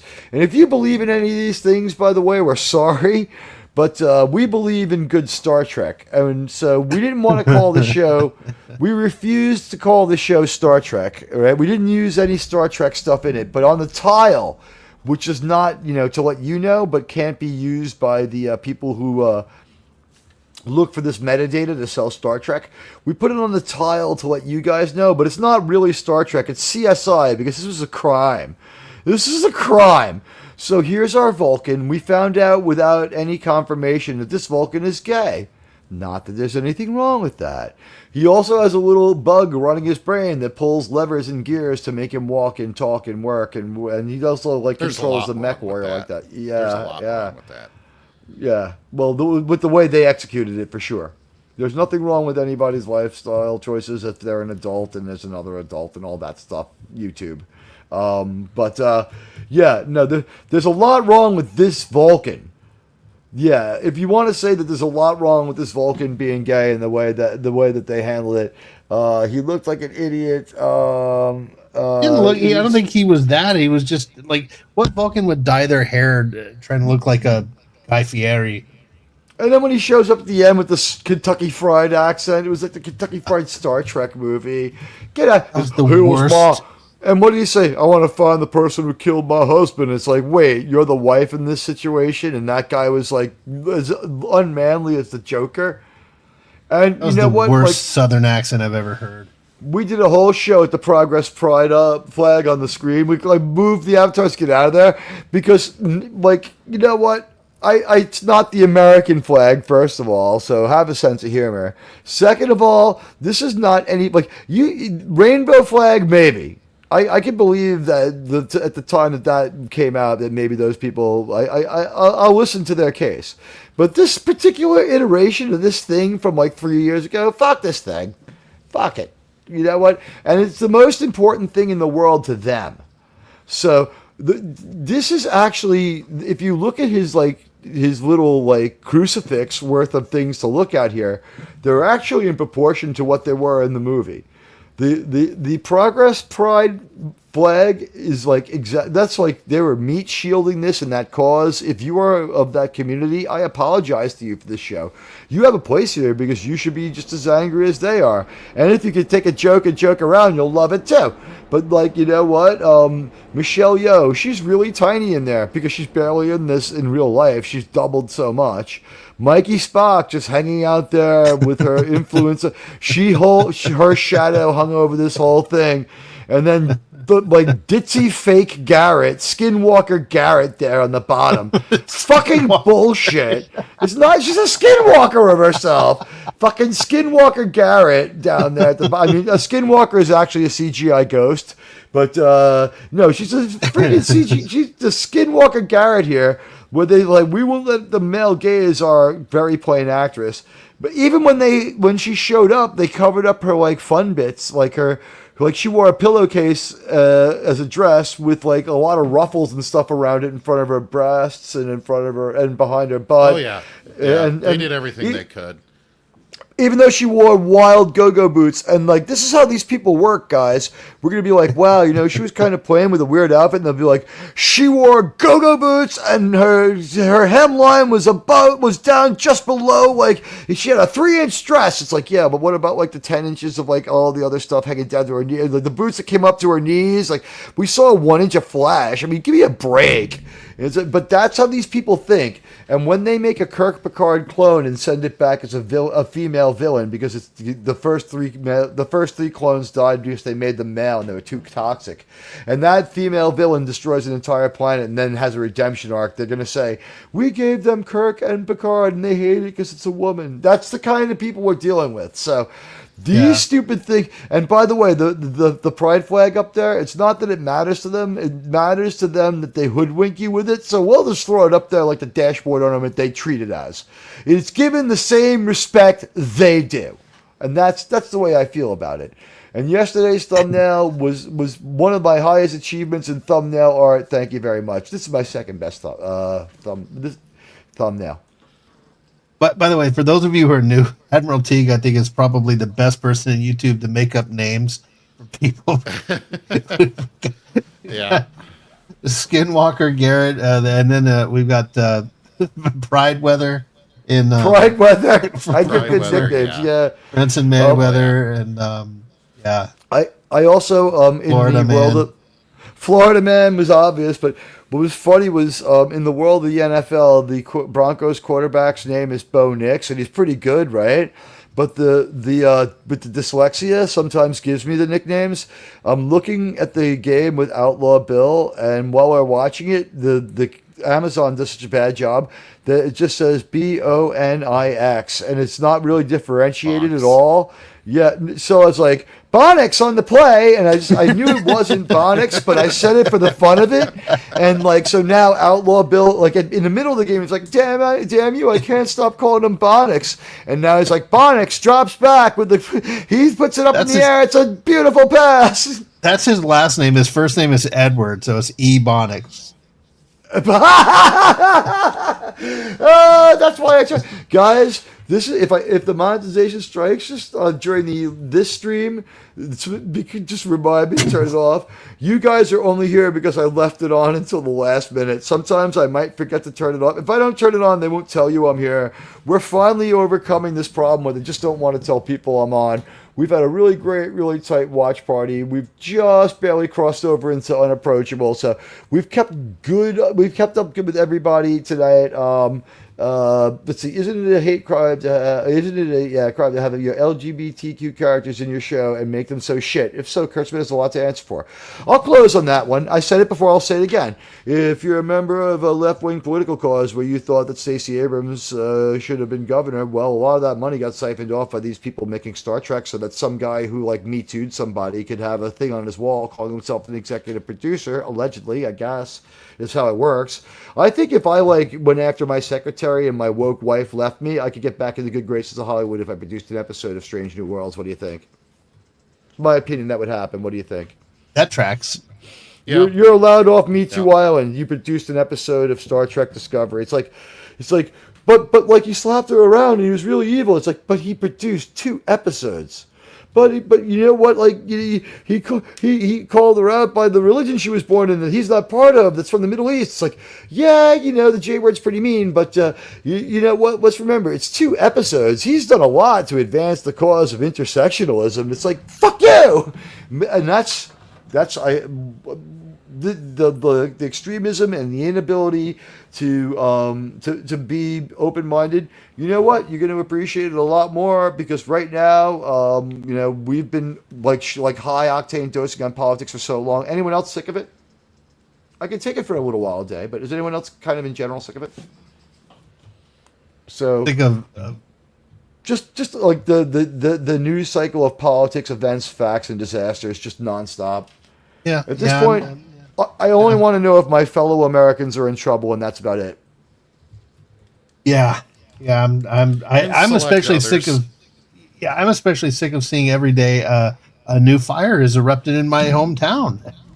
Yeah, that needs to I have had this idea for a while that we should just pave over all of California and that would stop it. But you know what? People just stand in the way and stand in the way. But it's terrible what's going on in the world. And what you can come here and be mostly free of it, and we do our very, very, very best to entertain you. And now, we go back into the back room and we say a whole bunch of evil stuff because we're ists and phobes and Yahtzees and everything they say about us. And if you notice, I work a little piece of the movie Downfall into almost every Saving Star Trek video. Usually it says like from the Saving Star Trek writers room, but the best thing about this again has been 2 nights of hanging out with my Star Trek buddies. We had a great time. Like we could still talk for another couple hours, but we'll let you off the hook, and we thank you all. So let's get out of here, and we love you. So we'll talk to you later. And we'll see you next time on Saving Star Trek. We'll be back next Saturday at 9:30 p.m. And I'll be back during the week on Tuesday at 7:30. And I know people have to say where they're going. Tuesday at 9:30 and Thursday. I'm sorry, Tuesday and Thursday at 7:30 p.m. Eastern Standard Time. Guys, what are you doing this week? Go for it, JT. Plug away. Sure. So Tuesday night at let's see, I think it'd be 9 o'clock, possibly 9:30. I'll be on with Dadman Walking 55 on his channel, talking some sports, the whole wide world of sports, from the NFL to college basketball, football, to maybe some rugby this week. Who knows? So Nice. we're gonna have lots of fun doing that, and you don't have to be a super sports person to hang out and have fun and ask questions. We have a lot of nerd time in there too. So we'll do that. Then Wednesday, I'm starting Black Panther #1 on Dave C's channel. So that should be fun. I have never read it. So folks, if you love comics or you want to get into an old comic, now's your chance. Ooh.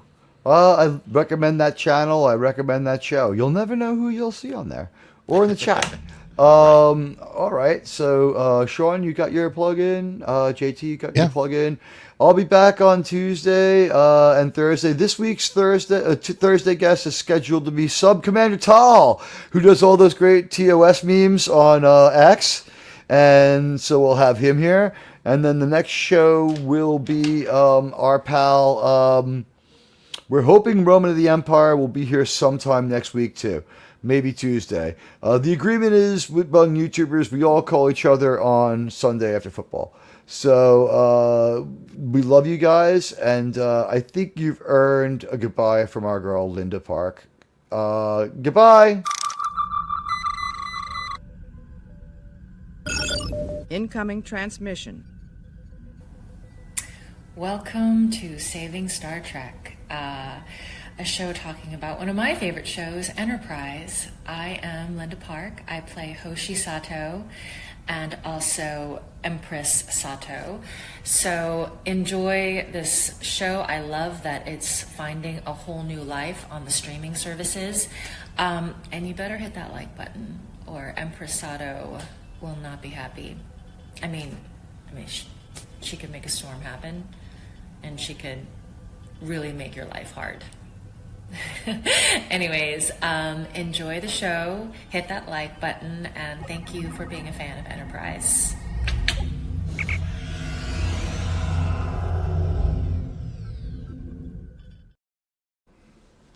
And also, before we go, I just want to say, Saving Star Trek is brought to you by the genius of Gene Roddenberry, the amazing dedication of my friends here on the panel, and the financial donations and generosity of friends like you. And tonight, we can thank Mr. House Party 6, Victor Fontaine with a very generous, Mr. House Party 6 with a very generous $10 chat. Victor Fontaine with a very generous $19.99 chat. RRTNZ with a $10 New Zealand super chat. Mr. House Party 6 with a $10 chat. Thank you so much. I heart you. Radioactive with a $5 chat. I heart you. And Mr. House Party 6 gifting 5 memberships.